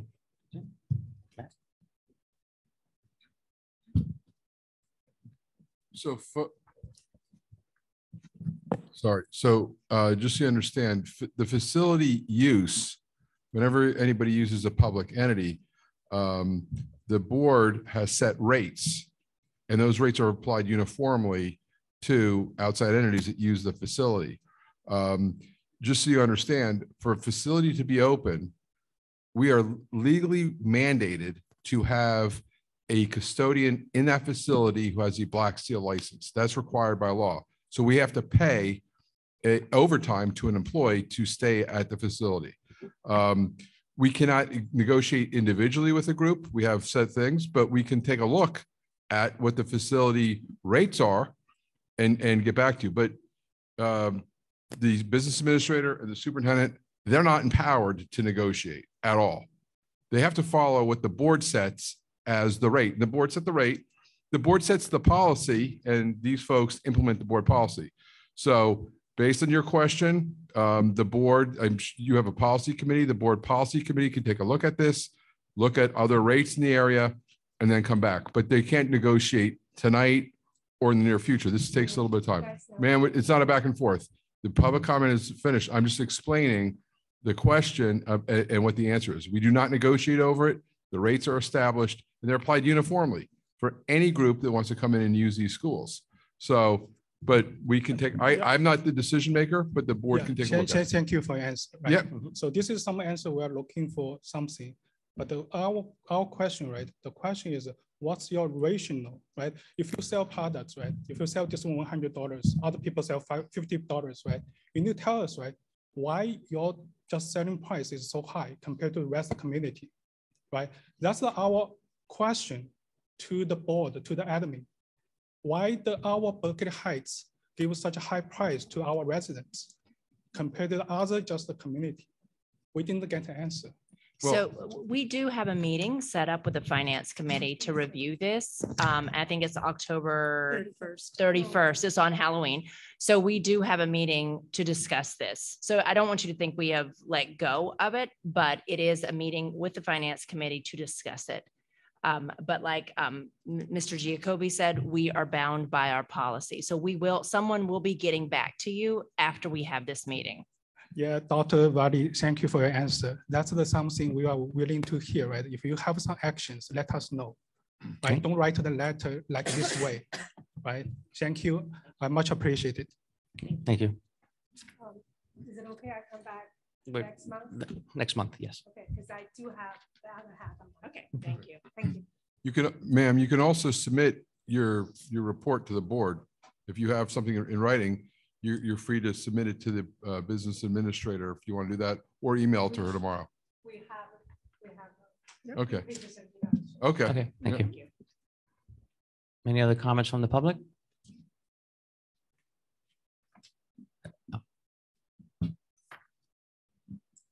Hi, Ramya Kasturi, 86 Cromwell Court. I want to say a couple of things about legal fees because I know that that's been a topic of discussion.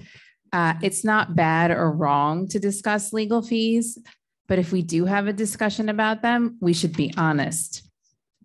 First, let's talk about the attorney being present during BoE meetings. FYI, the township attorney is present at every single town council meeting. In addition, the BoE and the administration has been subject to several ethical and legal complaints. Given this atmosphere, I don't blame anyone sitting up there for wanting an attorney present at meetings. So thank you for being here. Second, let's talk about the one complaint filed by a board member against Cy. It is important to understand that you may expose the entire district to litigation when you're on the board and you publicly disparage district employees and the board, even after several warnings to stop. It is unfortunate that it had to come to this, but I thank the other BoE members for taking steps to try to minimize this risk. Third, let's talk about all of the other complaints that have been filed over the past 2 years. Every ethics complaint and every complaint filed with the Union County Prosecutor's Office costs us money to defend. Every single one. That includes complaints that get dismissed. My point here is that it's dishonest to complain about legal fees without considering the entire list of complaints. You're a hypocrite if you criticize the 6 BoE members for using legal funds to file one complaint, which was done to minimize our exposure to potential litigation, and then ignore the costs of defending the numerous other complaints. Thank you. Any other comments from the public?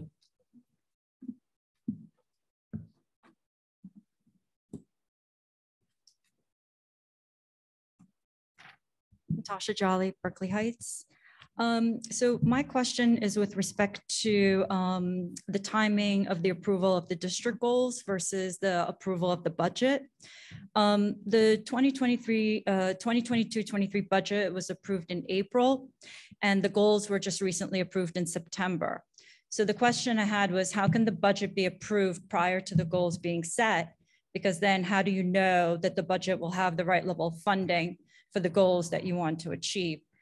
I reached out to the NJSBA field services rep, Patty Reese, just to kind of ask that question. And she said that the goals adopted by the board in July, August 22, that's per the calendar for us, I think it was September, will be part of the budget discussion for the 2023-24 school year. So it would appear that the goals that should have been approved in September should have been more forward-looking to 23-24 so that the budget process could incorporate them into the budget planning for 23-24. So that, I guess my question is, did we miss the mark somewhere, or are our goals? All of our district goals are related to our strategic plan. That's a 5-year strategic plan. So we do incorporate all of that in our decisions. We have multiple meetings to go over the strategic plan, and then we have timelines and when we're going to hit certain goals. So all this is based on our strategic plan. We knew what would align with our budget when we did the goals. So our goals for 22-23 were the ones we presented at the last meeting. Right, but the budget was approved in April. But our strategic plan was approved, I don't know, 2 years ago, 2019. No, agreed. But every year the budget is set. Yep. So, and every year you have district goals. So for that particular piece of the strategic plan that's being implemented in 22-23, how did you know you were going to have the right amount of funding? If only in September did you agree what that piece of the strategic plan was going to look like? We take a look at our strategic plan all the time. All of our goals come directly from our strategic plan. So we know exactly, we also have timelines, like this year we're going to hit this. It'll say 2021 to 22, 22 to 23. So we've already have that all mapped out. So it's all been a part of our discussions moving forward. But if I can just say, Matt, are we doing anything against? No, you're doing it. The goals and the boards I represent, they generally adopt the goals. They have a workshop in the summer, July, August, depending on vacations, and they adopt the goals for that school year, the 22-23 school year, similar to them. The one thing you should understand with the budget is the budget in New Jersey, school budgets, they're, especially when you have a November election, they can only increase by 2%. So you basically know what your budget is, and you know it can only increase by 2%. So the budget is not really what drives the goals. You already have your funding set, and that funding only grows by 2% a year. If you have, for example, I'm dealing with a district right now that's looking to build a new high school. They're setting up a whole separate committee, doing studies, et cetera, on that, looking to do a high school in 3 years.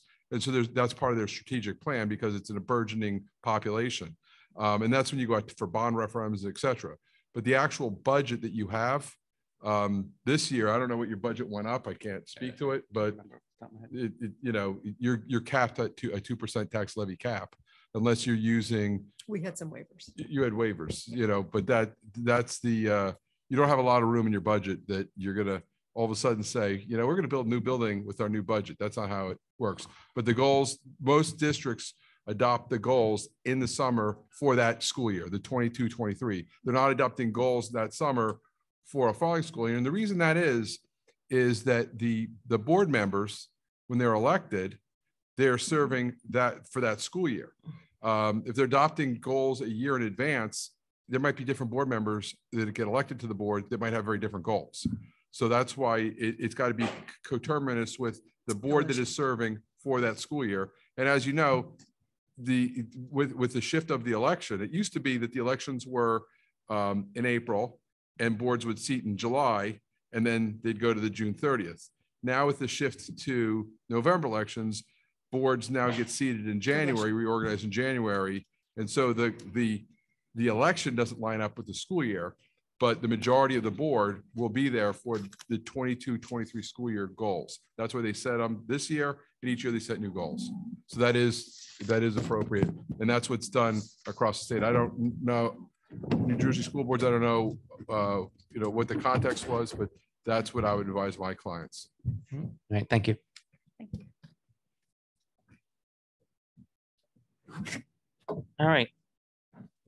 Moving on to new business. Is there any new business to come before the board tonight from board members? Jordan? Yeah, no one came up, so we're moving into new business. Okay. Go ahead.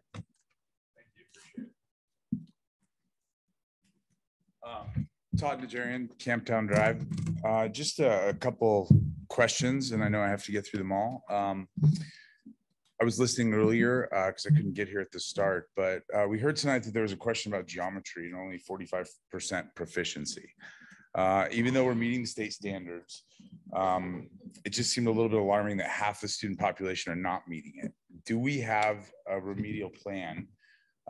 If so, when can we get those plans? And that would be really for all the grades in the areas. I mean, I think the percentage is one thing, but looking at that deficiency number is another. I understand we might feel good, but there's an opportunity, and I'd just like to know how we're going to address that. Second is the OPA records that are being posted on the website. I wanted to request to see if we would also see the date that each request was submitted and received, and the date it was responded to. I know some districts also publish a response. So if we're really trying to be transparent about this, I'm hoping that you could do all three of these. Lastly, or actually, I have two more things real quick. Wanted to bring up the last meeting. I was watching. I was not able to be here. I was out of town. And frankly, a totally disgusting display of absolute pure dysfunction in what we witnessed. I was appalled that Pam was allowed to continue and couldn't respect being told not to. I was utterly disappointed to hear that the president of our board, who still has 3 months to serve, throw in the towel. I hope you reconsider that statement, perhaps even want to apologize for the people you're supposed to and elected to represent and serve. And then really, I think the last point that I had is the key to reducing legal fees is a more ethical board and not using board attorneys to do something you're supposed to do on your own. I think that's a very poignant point that we can all agree on, hopefully. Thank you. They did answer that question. They answered that question about geometry. About when we'll have a remedial plan available to us? Okay, sorry, I didn't miss that. What was the answer? You can replay it tomorrow. So you don't have an idea of a timeline that you can just say? It was already answered. The question was already answered. On the open records, Julie, if you want to comment on that? No, I don't. Okay. And for the rest of it, thank you very much for your comments. Thank you.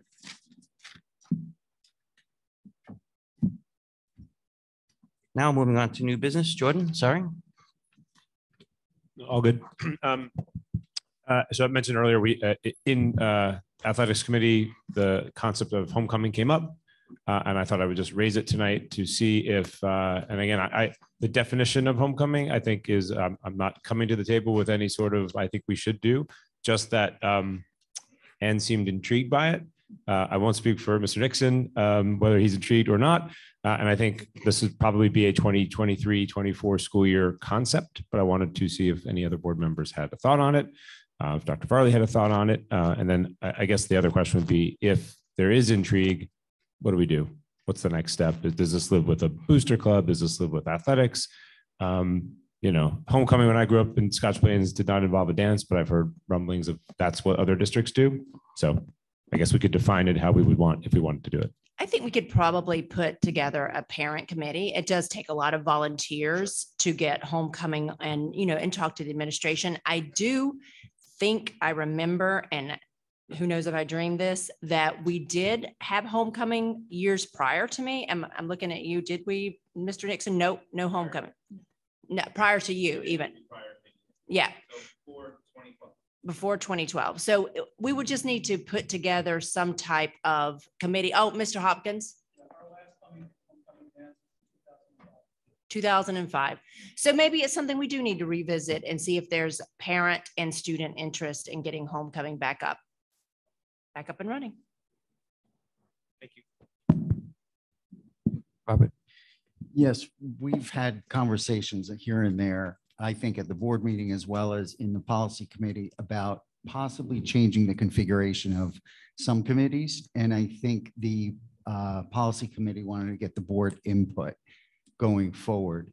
Currently, we've got the personnel committee merged with the communications committee. And we'd like, I think the consensus is, we'd like more time and devotion to communications. And right now it's a little bit difficult because the personnel side of the personnel communication committee is busy. We were thinking of possibly moving the communications committee rather than creating a new communications committee, moving it with technology committee, because the technology committee is not that active. I'm not even sure if they've met this calendar year, perhaps once. So that committee definitely has the time to be merged with something active and important as communication committee.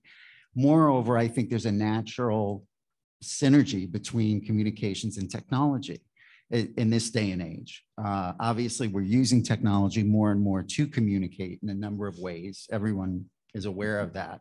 So I think it's a natural switch to make.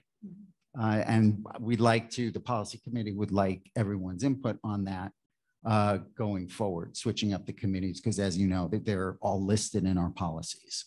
And thank you to our wonderful board secretary who came up with the idea. We were noodling on that and we couldn't figure out exactly where to place the communications committee, and Julie helped us see that that might be a good option. This discussion came out of feeling the need to have a more prominent communications committee we felt that this is something we need to work on. So that's where the discussion came from, was having a communication committee where we can work on communications.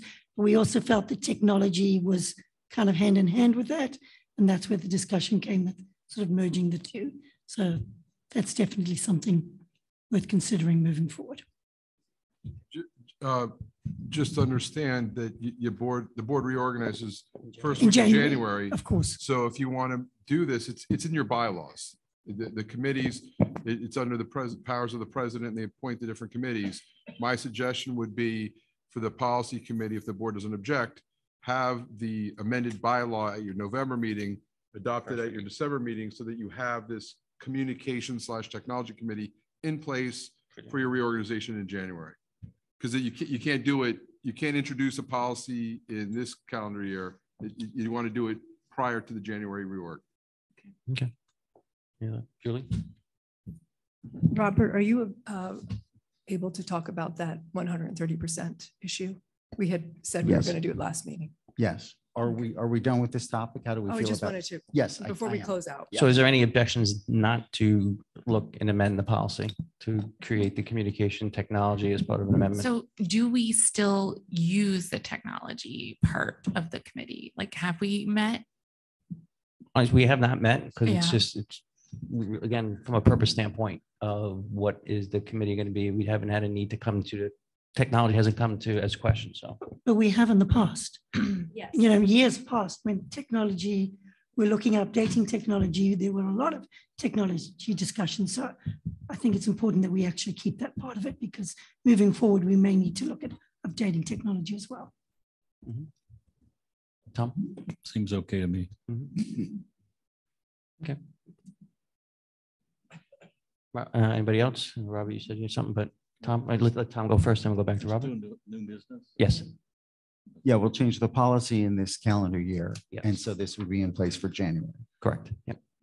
All right, I think we need to issue an RFP for the architect, board attorney, and auditor. As best I can tell, it has been about 6 years since we've done that, and I think it's the best practice to do an RFP from time to time. This is not to indicate any dissatisfaction with who we have now. I have made up a questionnaire so that we can solicit RFPs for board attorney, and that would lessen the burden on staff, especially. I think we know who might have to do this. So I would like to have an RFP for the architect, board attorney, and auditor. And we did discuss at the beginning of the year that we would look to start doing one per year and started our rotation. So we're probably coming due now. Well, I was thinking, can we just get the RFPs out and then we'll. One per year. So you're not going to go ahead. You don't want to do all three? I wouldn't recommend it. You talk about a lot of changes and everything. I would recommend you go on a 3-year rotation. So you go, architect, lawyer. The plan, I was planning to do the auditor this year. Okay. Absolutely. And then because we are, there's certain issues going with, toward us wanting to move forward with a referendum. Mhm. We do have sunk costs with the current architect that we would have to, pay again. So we have had discussions about that not being the most prudent course. Right. Since they've done a lot of background work and we can utilize that. Anyone else coming in would have to get their own engineers and prove all that out again. So that was one of the issues that was discussed recently. Okay. So following up on what Dr. Forager said, I think we just heard Matt say that if we want to be prepared for the reorg committee, we need to set have a bylaw passed for splitting the committees. So if we want to have an RFP, which we have not done in over many years for board attorney, which I asked in January.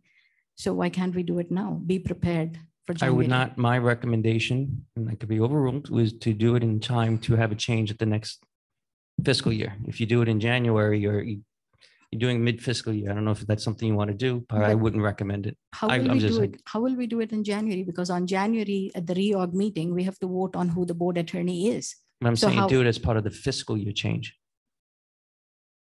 As of July 1 of the new budget year, you're in your mid-budget year. I don't think, again, this is my opinion. I'm not saying what to do, but I think the process is once we do the RFP, we can interview and we can see who all apply, and then the board can interview who the board council should be. So you told us initially that it was, we will discuss it later. This is a negotiations year. So now we are asking you, the negotiations are done. We just signed them. Great job. So can we not do the RFP right now for board attorney, architect, and auditors? Again, I don't recommend doing 3 RFPs. It's a tremendous amount of work and a tremendous amount of change in it. So I don't recommend it. Again, it's my recommendation, but it's the full board. You guys make a decision. I think we did actually talk about doing it on a staggered basis back in January when this first came up for board discussion. And I did actually understand that certain people wanted to look at the auditor more closely. That position, of course, everything's, no issue, but I think there was some preference, a strong preference to do that one first. And if you put in, correct if I'm wrong, from a timing standpoint, even if we were to start the RFP tomorrow, there's no way we'd have the timing from advertisement and everything by the end of the year from a time wise. Realistically, I mean, you have this first off, you have to put the RFP together.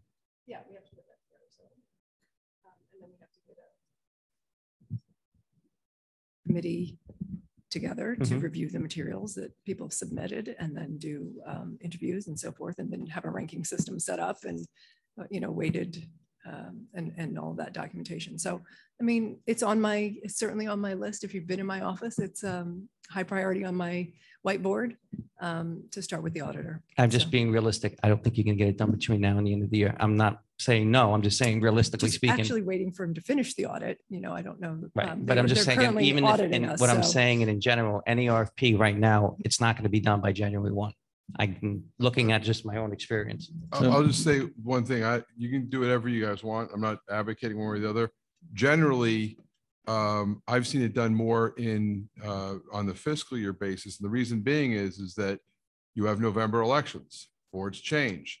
So you really, just like an outgoing board can't bind a future board, the board who's sitting come January should be the ones that make decisions on, the auditor. Because remember, like the auditor works for the board. The auditor is the person that opens up the hood and makes sure that Julie's in her office is doing a good job. So that's my experience is because I do a lot of RFPs, responding to RFPs. And generally what you see in the RFP cycle, the RFP world, right now it's very, very heavy in the municipal and county world because they run on a calendar year. In the school world and higher ed, it's on a fiscal year. So you'll see RFPs for all these different positions, generally in the school world, running on the fiscal year. They usually come out in like April, usually in April, and then they would do the interviews in May, June, depending on people's things. April, early May. That's just my experience, and you can make your decision.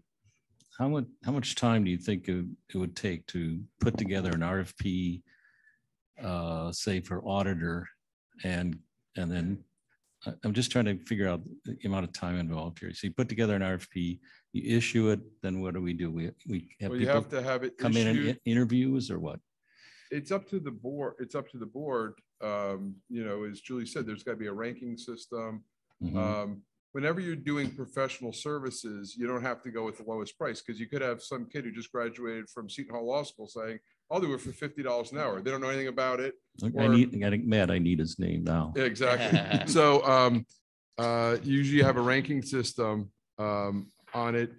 I think that the actual issuance of an RFP is not that difficult when you put one out, but it's got to be out for the statutory time period. For it to be a fair and open process, it's got to be published for at least 10 days. It's got to be out there in the public. You have to have people come in. You have to set an opening. So, but I'm just telling you that we represent a number of public entities. Most school board attorneys, most school board auditors, they're looking in the spring for the July 1. That's just the way it works because you are a fiscal year body.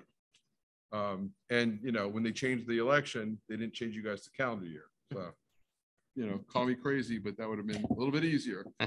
So, by the way, the state health benefits that people participate in, a lot of districts, they're on a calendar year, not a fiscal year. So it makes no sense in the state of New Jersey that schools operate on a fiscal year, but a lot of the things that you do are calendar year basis. So Tom, like I So said, we as might, you, we I'm might sorry. shoot for then getting this out by what, April 1, and then Come January 1st, Yeah. you can champion that cause. what? No, I But mean, I won't be here. I'm trying to understand. I mean, it's, No, I'm just being realistic from a Yeah. standpoint of Yeah. knowing and being involved with public bids myself in a previous life. It's just starting now, you're just not going to get the change. And as Matt said, is that something we want to change now when they're new, we're going to have a new board and then embodying that next board. So I'm just wondering, okay, so you're saying we can wait until the new board and then by say April 1, issue the RFP. Yeah. Get the responses and get it all done and get a new one in place possibly by July 1. Yeah, because your budget year runs July Okay. 1 to June 30th. So All that's right. generally, you know, let's say your auditor fees are on a fiscal basis. Yeah. So if you have your auditor fees, if you change auditors right now, you might have spent half the money or more than half the money on one auditor. You might not even have enough funds in that budget line item budget to pay for a new auditor. The other thing too is the audit, just so you know, like because your fiscal year, the audits operate on a fiscal year, they don't operate on a calendar year. So changing an auditor at the beginning of a calendar year, it's very difficult for a school district because you've got somebody, they're doing audits right now. Yeah, they're in the middle of your audit. I just trying to understand what's going on here so we don't get into a situation where we say January 1, oh, too bad you missed your window or something. no, that's what I'm saying. You would want to do it in January. We can start the whole process. Absolutely. The new board in would January. yeah, and Okay. they'd make that decision. Yep. All right. All right.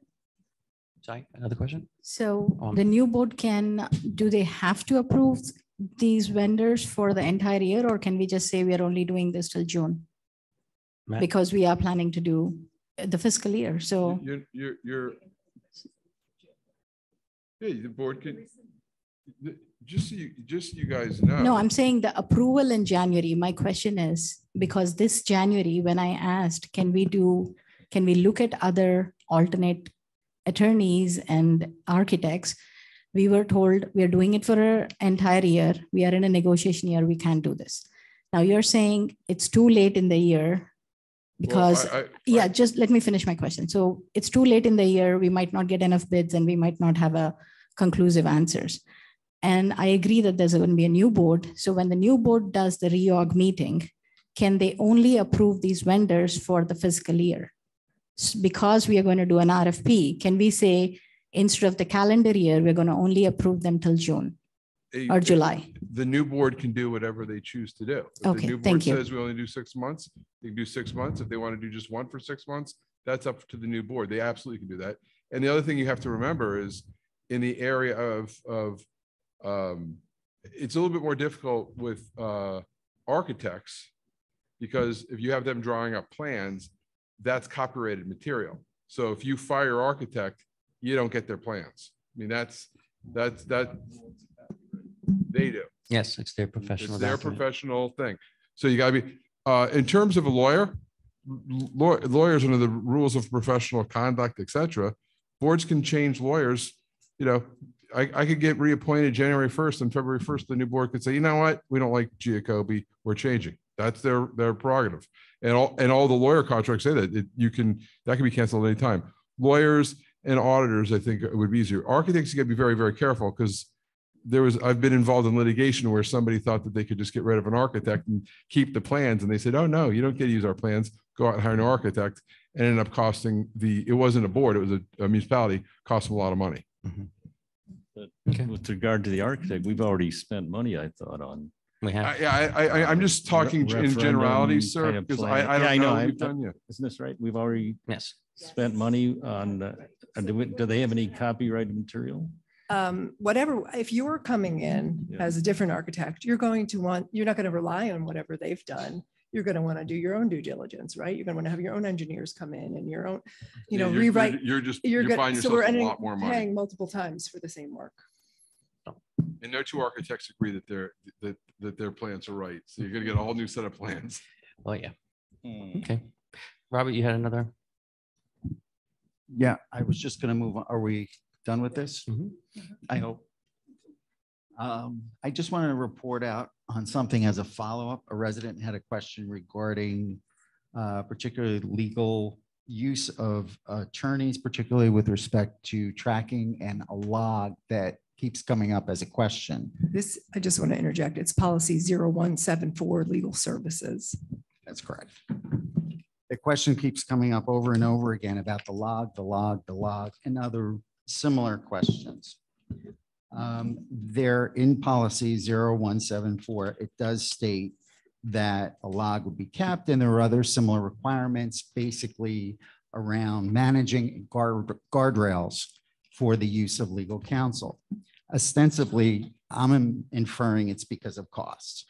The reason I infer that is the sentence leading up to that qualifies it and says, school districts with legal costs that exceed 130% of the statewide average per student amount should establish the procedures outlined in 1 through 4 below. If not established, provide evidence of procedures would not result in a reduction of costs.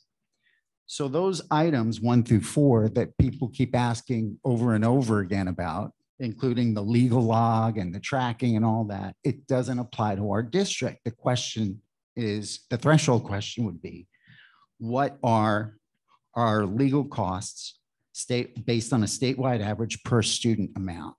And specifically, do they exceed 130%? So I would defer to the business administrator on that. So they do not. If you go on the internet to the Taxpayer Guide to Educational Spending, the fiscal year ending 2022, so the 21-22 school year, data is available. It is indicator 8A that you want to take a look at. The state average for the 1920 school year, the actual cost that you're looking at for legal services is $44. The Berkeley Heights Public Schools actual cost was $40. The 130% threshold of $44 is $57.20. So we do not come anywhere near the 130% threshold that would require us to do items 1 through 4. You're also saying it's below the average. It's below 100% means we're below the average. Obviously, yes. Below average. Below average, and certainly not anywhere approaching the 130%. Indicator 8A for the 2020-2021 school year, the actual state average was $45. Berkeley Heights Public Schools had $33 as their actual number. The 130% threshold would have been $58.50. Again, nowhere near that. The most of current available information would be just a budgetary estimate for the 21-22 school year. The state tends to publish the Taxpayer Guide to Educational Spending. It keeps getting later and later, probably maybe January. We'll get an actual number, but currently the budgetary number that the state came up with as a state average for 21-22 is $48. In our budget for the 21-22 school year, we had $36. So the 130% threshold would be $62.40. We just have to wait till the next Taxpayer Guide to Spending comes out, and then we can reevaluate those numbers. But we do not meet even 100% of the state average, let alone pass the threshold. Okay. So I have a quick follow-up question. So this is our policy, and as policy committee, we are amending a lot of policies and reviewing them. So in light of full transparency, can we not amend the policy that we will maintain a log irrespective of not meeting the 130%? We can amend our own policy. It's state law. That's in code. The 130%, it was promulgated as a part of the accountability regulations that passed, I want to say in 2007 or 8. It's right in the code, Title 6. No, I understand. Well, I'm just saying that the state says you have to maintain a log if you meet 130%. I'm saying we are amending a lot of policies based on the community need. So all I'm saying is we just want checks and balances. The whole idea of having this policy is we want to make sure who's reaching out for legal counsel and who is designated. We amended this policy early this year. So why can't we take it up and, based on the feedback from community, look at changing that. We didn't amend this part of the policy. This is No, you many amended years different. old. I'm just saying, could we discuss this at the policy committee about maintaining a log so we have checks and balances on who's communicating and who's reaching out for legal counsel? We can definitely review it, right? I don't know what you mean about checks and balances, because another part of the policy, I guess I would point to as sort of a guardrail or check and balance already in place, is that there are only a limited number of people who are designated as contact persons for legal counsel. So if there's some idea that anyone can just call at any time, any board member, any member of the business office, that's not true. We do have those guardrails in place because it's limited to the superintendent or their designee, board president or his designee, or the business administrator. So to me, those are already guardrails. We've got the financial guardrails of being nowhere near 130%, actually not even 100%, meaning not even average cost, less than average cost. We've got the additional guardrails in place in terms of scope of individuals who are narrowly authorized to contact counsel. That automatically reduces costs. I don't see the need. I understand there's been criticism in the public. I don't know that that's the best way to, the best thing to do is to change policy based on criticism rather than the numbers, the metrics, the dollars, the scope of individuals being very limited. I don't know. I'm not that reactive. I don't like to be that way for policy. That's not how we do policy. That's not how I've ever done it. Yeah, I didn't know we were going to talk about this particular thing tonight, but I did do my own numbers. Yes, state average for budgetary was 48. I think what the 130%, as I recall, gets you to the $64. But then now our budgetary, you said was 36, but actually I like to look at it as, you know, we kept raising it. You kept raising the ceiling. We're now up to 160. So that. Not $36,000. This is. No, I know, it's 36 per student. So if you took the.